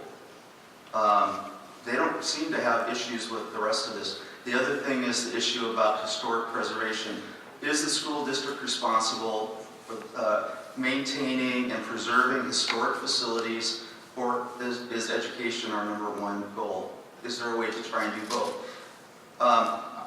For me personally, I can keep asking. I went to all of the open sessions. We extended this whole process by another 6 months. We added 3 more, so we had 9 total open forums. I went around and talked to people at all of those. How much more? I watched the presentation at the library. I listened to all the comments. Same people, same comments, reiterating what their points already were. We've asked. We've had 3 or 4 different alternative plans presented to us. We've asked the administration. We've asked attorneys. We've asked all these folks to go back through that information and say, is this realistic? Is this possible financially? Does it make sense? And we've had those conversations with the folks that have presented those to us. And I think tonight in this discussion, I mean, if there are specific things that you feel, so the one thing is you feel we're not getting enough of the minority or low-income population in this conversation. Is that correct? So when we had it at Washington High School or Jefferson High School or wherever we've been or individually talked to folks, that's not been enough information. I think it's in those areas, again, if you looked at the room, there were more than what we have here, but it wasn't representative of the total population. John, I want to just go back to, and you're absolutely correct, there's been lots of opportunity, but we've also as a board have said to the public, well, we don't have a plan yet, so we're not going to react because we're waiting for the plan. And so then we had the plan, and then there was, well, we need to have this conversation. It's all appropriate, but the buck now stops with us. And so it is us having that direct conversation, I think. You've met individually with some people, I understand. I'm not faulting and saying that, we've not been approachable. But we've also, in that approach, we've not directly had a plan or a reaction to what we can do. The other, as we move through, we may modify this plan in some ways. And let me tell you, if we start moving some schools around, there will be another new conversation to some of those that we might hear from. And the third thing is, I think it's also said, and the funding issue. I won't vote for, I'll say publicly right now, I won't vote for moving this forward with a bond issue. To me, it has to be based on SAVE right now. If SAVE doesn't go through, then I think we re-look at the conversation, because I don't think we can I couldn't support moving this plan, a $230 million plan, as a bond issue right now. Well, that hasn't been part of the discussion. No, but here's what I'm getting to. There has been some talk of, as we move forward, at some point, we move to middle school, high school, there may be bond issues that will have to be. Years from now. Yes, years from now. And we will need public support years from now, from whenever we do that. So the more that we can culture that public support, the more that we can build a trust. And I believe in, whether it be a minority, I think there's still some trust that is developed within the community. The more that we can build that, the better off that we will be as a community. I think one of the things, Gary, as I look at this, the tiers that the committee built into this, the phases, and our board regulation that we're going to look at the next board meeting to mandate that the board look at these transitions and facilities and things at least every 5 years minimum. As we've said, this is not in granite. This isn't etching something in the stones and putting it up on the mountain for eternity. Things, even in the next 5 years, likely could change. Things could change. There could be flood mitigation on the west side of the river eventually. There could be a huge downturn in the economy. There could be private school vouchers. There could be all, Rockwell Collins issues are in the newspaper right now. There's lots of things that are out there that are unknown. But for me, this is the plan to get us started. And that first phase says, let's get at least a couple of these buildings underway so the public can see what we're talking about. And, as a board, we can sort of dictate that. And after that first phase or that first few buildings, if we don't like it, if the principals and the teachers in those buildings and the community comes back and says, boy, what a mistake we made on that, and we need to really modify and think about this, or maybe our enrollments are going through the roof because they see these new buildings or they see some really cool stuff going on at the magnet schools that we're developing, we might have to think about something else. And on top of that, and you all know this, our school district goes all the way up I-380 north up to the county home road and over into Hiawatha. That whole area is bursting at the seams with prospective new development. We've got 38 acres out on the far west side that, I don't know, some had accused us of wanting to build a skyscraper elementary and busing every kid out there, which that was never, did you guys ever talk about that, by the way? John, Okay. I don't want to lose track of what Gary's saying, Yeah. because I think communication is going to be key, and we've heard it Yeah. from the planning committee, we've heard it from Dr. Buck, we've heard it from various board members, that when it comes to the specifics of how this plan will be implemented, there needs to be communication. What do the communities want with their buildings? What I heard repeatedly from the different members is this is a framework and this is iterative. So for me, as a person that's going to be voting on this, I think it's going to be key to say, am I voting on this plan as written? Or is there a concept of I am voting to approve that Cedar Rapids Community School District will pursue decreasing their schools down from 21 to 13 with the goal of 600. So I think I'm taking it back to what I heard from you all is when you got this assignment, you listened to what the intent was for the district. What did the district want for our students, for our community, and you started forming the ideas around that. For me, the facility plan is a lot of really great work by a lot of interested people and engaged people who provided what they felt to be the best thing. And they provided several different options.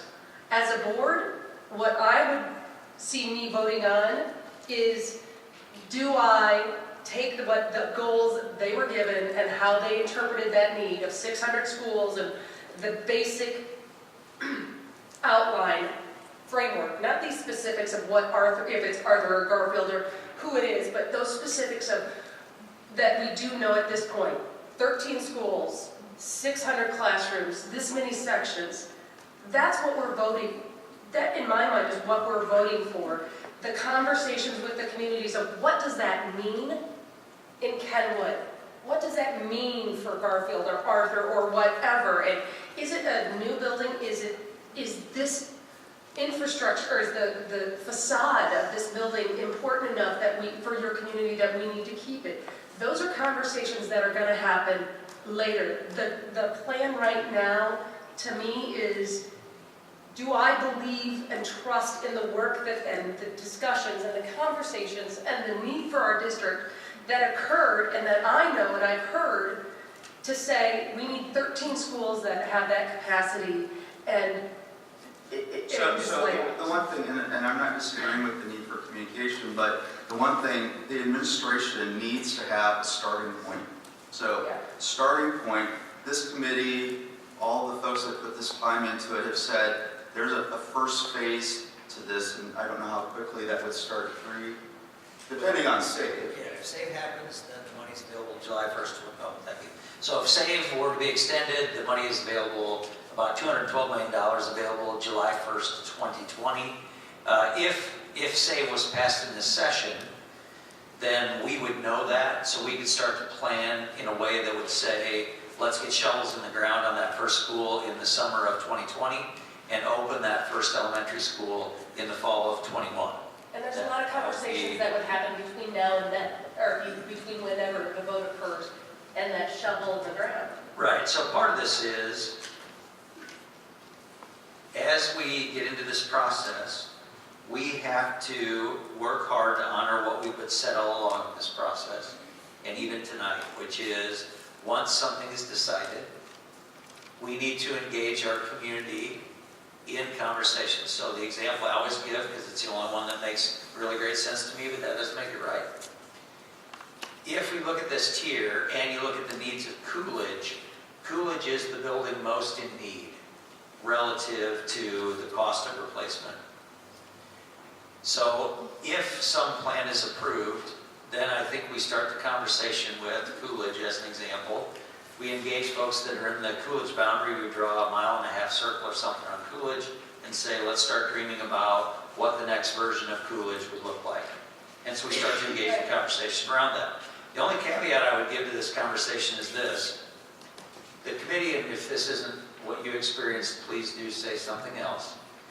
We went through iteration after iteration after iteration of what the disbursement of this boundary would be in terms of what would make the most sense. And we did that over a number of meetings, and there was this one meeting where in multiple groups we were all attending to the same conversation, which is if there were going to be 13 schools dispersed based on size of the facility, heat map, and probably other criteria that I'm not thinking of off the top of my head, what would be the best disbursement?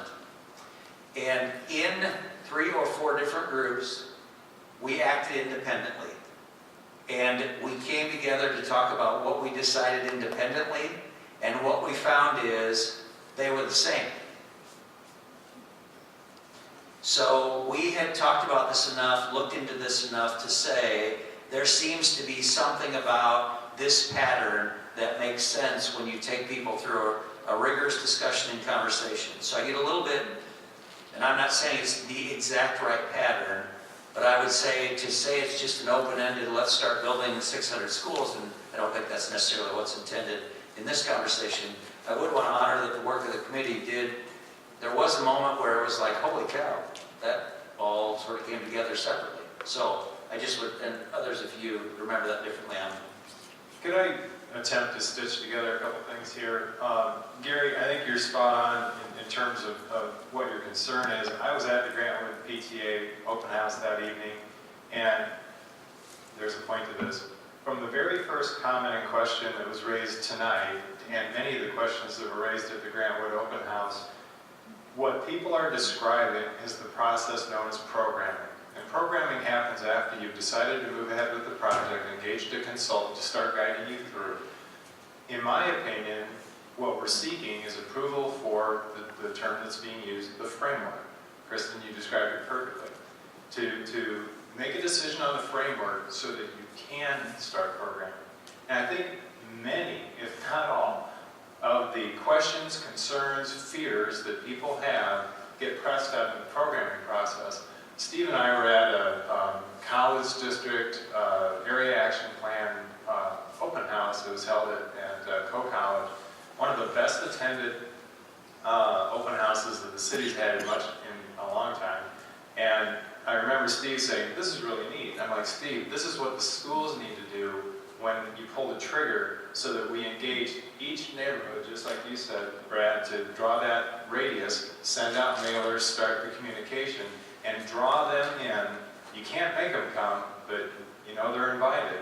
But to draw them in and be a part of the process. And programming has nothing to do with pulling the trigger on the framework. And we truly are bringing this product forward and saying, we believe this is a framework that achieves the goals that we were charged with coming forward. You have to get a yes to that before you can start on programming. And programming is the fun part. It is the community hub elements. It is what is unique about this particular school area, this particular neighborhood, that will make it work. The person at the podium earlier that said they had a coat closet, but they couldn't really do what they wanted to do because it really needed a room. Okay, that becomes part of the program. And I really, really believe that that is what everybody is asking for, is the detail, but you can't get to the detail until you pull the trigger on the framework.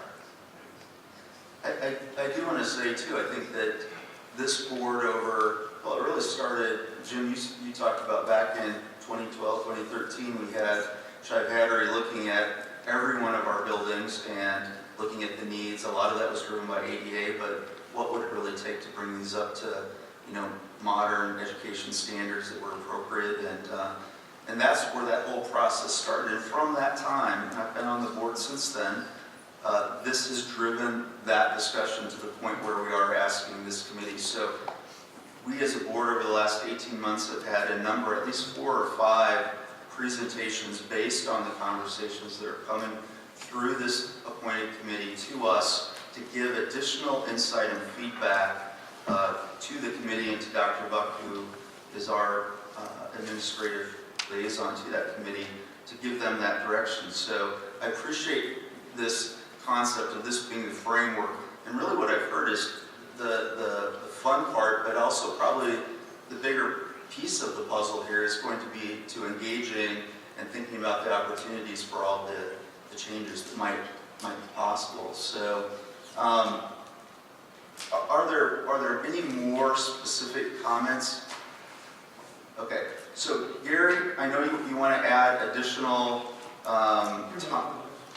Huh? They can wait till next week. No, here's the deal. So we put out there publicly that January 22nd could be the first vote on this, but I'm sensing that we may need some more conversation, and I'm wondering, we're not voting in a work session, but is there additional interest in trying to engage more with any audiences or specific publics, add more public forums? Mary? So I might suggest that between now and that date that we invite any and all audiences to invite us to engage with them. In the meantime, we can seek out other audiences ourselves and see where we're at then. In a few days when we have to put our agenda out, we can put that on the agenda and either say, no, we need a little more time, or go ahead and vote. So when will we have to have our next agenda? Well, the next board meeting would be January 22nd. And so we would start planning the agenda the Monday prior to, so a week before. And the final agenda would then be in format on Wednesday at noon, when all the editing then begins. So the 17th? Would be the 17th. But you can still put it on, John, we just vote to delay. Right. Yeah.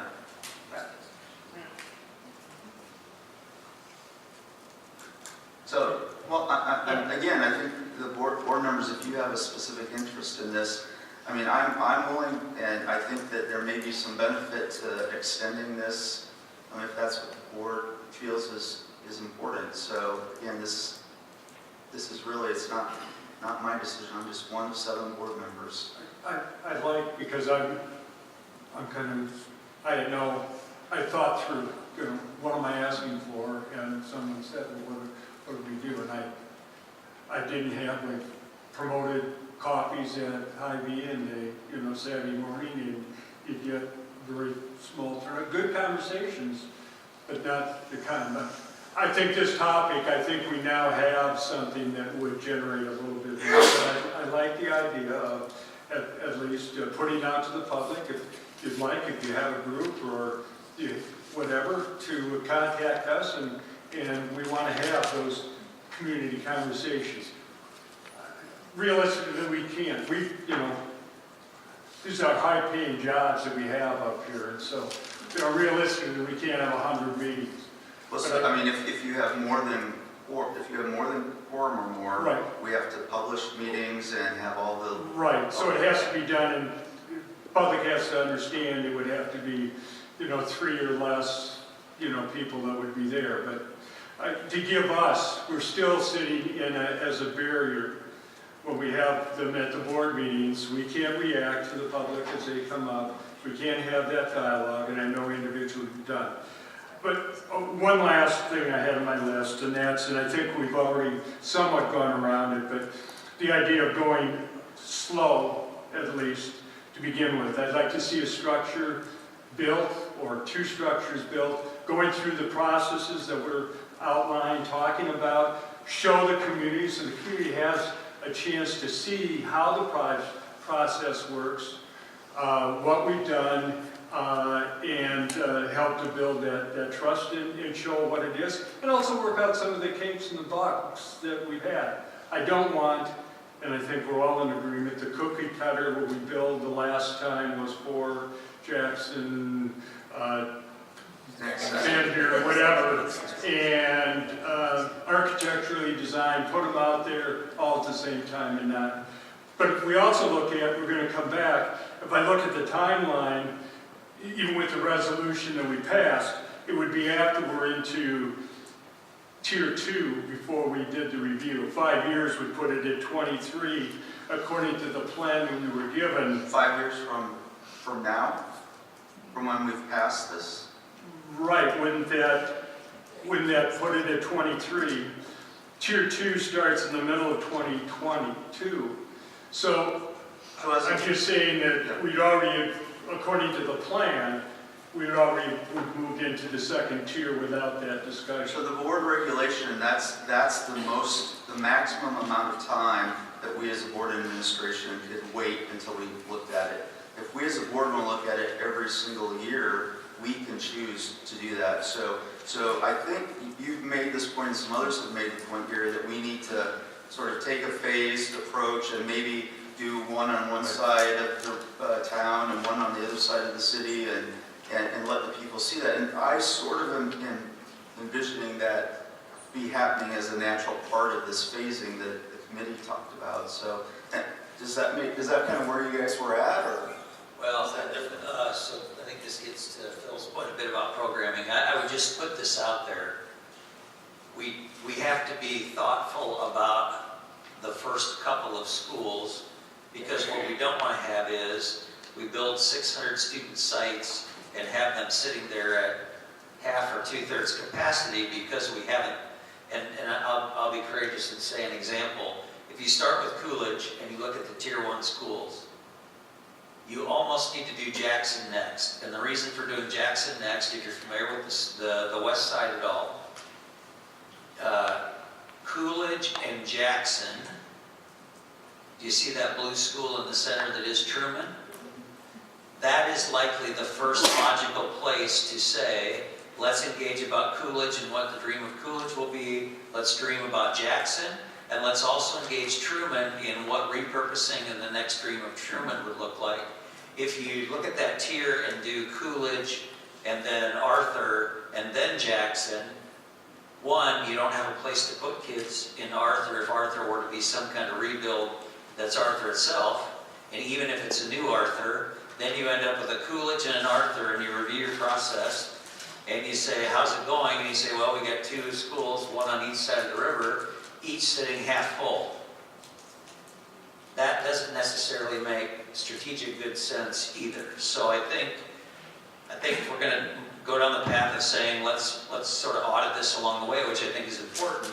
I think we also need to get into the conversation about Coolidge and Jackson, for example, and then if you wanted some east of the river examples, then what would get coupled with Arthur to look at as sort of the next part of the process, sort of realistically as this unfolds. So I just would give that cautionary note that I'm concerned about saying we'll do one on one side of the river and one on the other side of the river when that may not practically be the best strategy for us. Well, and I'll just add, as we communicate further, I mean, next 2 weeks or 4 weeks or whatever that time frame is, we're talking about the framework. That's what we're approving. We're not getting into the details of each of these quadrants at that point in time, right? And once we agree to the framework, then we engage the conversation on the programming, if you will. Thank you, Phil. While we have the committee, I'm sorry, John, but while we have the facility committee, I have a question about Johnson. When you were looking at that, there's been many conversations about why, could we have it a larger school of 600? Did the committee at any time look at knocking down Johnson and building from the ground up? And with that plan, would there be a chance to have a larger building? And one of the things, as I was thinking about that, you say something about outside space and so on. I visited at one time an elementary school in San Francisco, and it was for a much different reason, but they had their playground on their roof, and they had it fenced in. It was security. It had a lot to do with the neighborhood and security. But so there may be ways of thinking outside the box, and I know in some of the community conversations, people have said, well, are we shorting the Johnson area by not giving them the capacity of some of the others? So Gary, you're in programming. You have to get out of programming. We'll get to those concepts. But I wanted the committee didn't, I just want to know whether or not they looked at some of the information that's come through it. They said there wasn't because of the footwork. I just wondered if it was always looking at extension rather than completely rebuild. That's all. The assumption was that actually Johnson would be replaced. It is a rebuild. It's knocked down completely and a rebuild? Okay. Okay. Thank you. But still at 450, simply because of the space constraints. I get your point about maybe you go up and you use the playground to put it on the roof, and again, that is programming. Those are maybe options. There was some, I would call it angst about having the one-off, the one 450 school and everything else being programmed around 600, but it just seemed like there was such physical limitation that everybody over time became okay with that. Is that fair to say? Yeah. I apologize. I thought it was going to be an extension of build on, like I think Grant is what we're talking about. That's not a knockdown, but a build up. Thank you. Okay, and anything else at this point?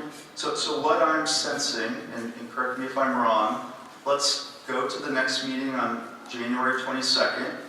We'll plan for this discussion. We'll put out the word. We've got the media here. We've got all of our media outlets that are here tonight. Talk to the school board. Is there a person that you would recommend that they talk to ask for that information? Can they email Laurel as the board secretary to put those requests to us, or to you directly, Dr. Buck or Steve Graham? Is there any? Can we put that out? School addresses, put out there to our school addresses. Again, I'm not comfortable setting up full board meetings with all the, less than quorum, which I'm not sure that still gets at, because some of us have already done that, and there's those sorts of things that have been ongoing, but I'm willing to do that if that's what you all want. So we'll set up January 22nd, ask the community if they want to have us come in and have more conversations with them about the framework, which again, we truly appreciate. I think that's a great way, Phil, to put that for us to consider. And then If we're ready, I'm going to also ask that we have another work session just on the books. If we feel like we need another work session to talk through this, at that point, we can decide to extend it, as Mary has said, or if we're comfortable with the framework, as it's called, go ahead and we can vote on the 22nd if the board is ready to do that. So I really leave this up to the community to tell us what it is that you feel you need beyond those that have already talked to us. I mean, again, many of us have spent many, many hours listening, and I'm more than willing as a volunteer on this board to spend more hours listening to conversations, but for me personally, I want to make sure that it's additional information, that it's new information, that it gets at what we've talked about tonight and what we've heard directly now from those that were serving on the committee from a whole variety of backgrounds.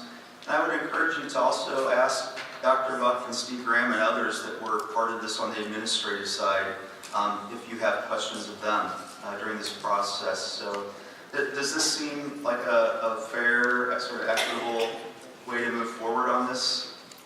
Okay, so I'm not getting a lot of no's, or it seems like lots of nodding heads here. So that's what we will do. With that, I would ask that the board look at your calendars, take that into account, make sure you have the next meetings on there, and we'll put the word out to get a hold of us. So with that, the work session is closed. Thank you so much.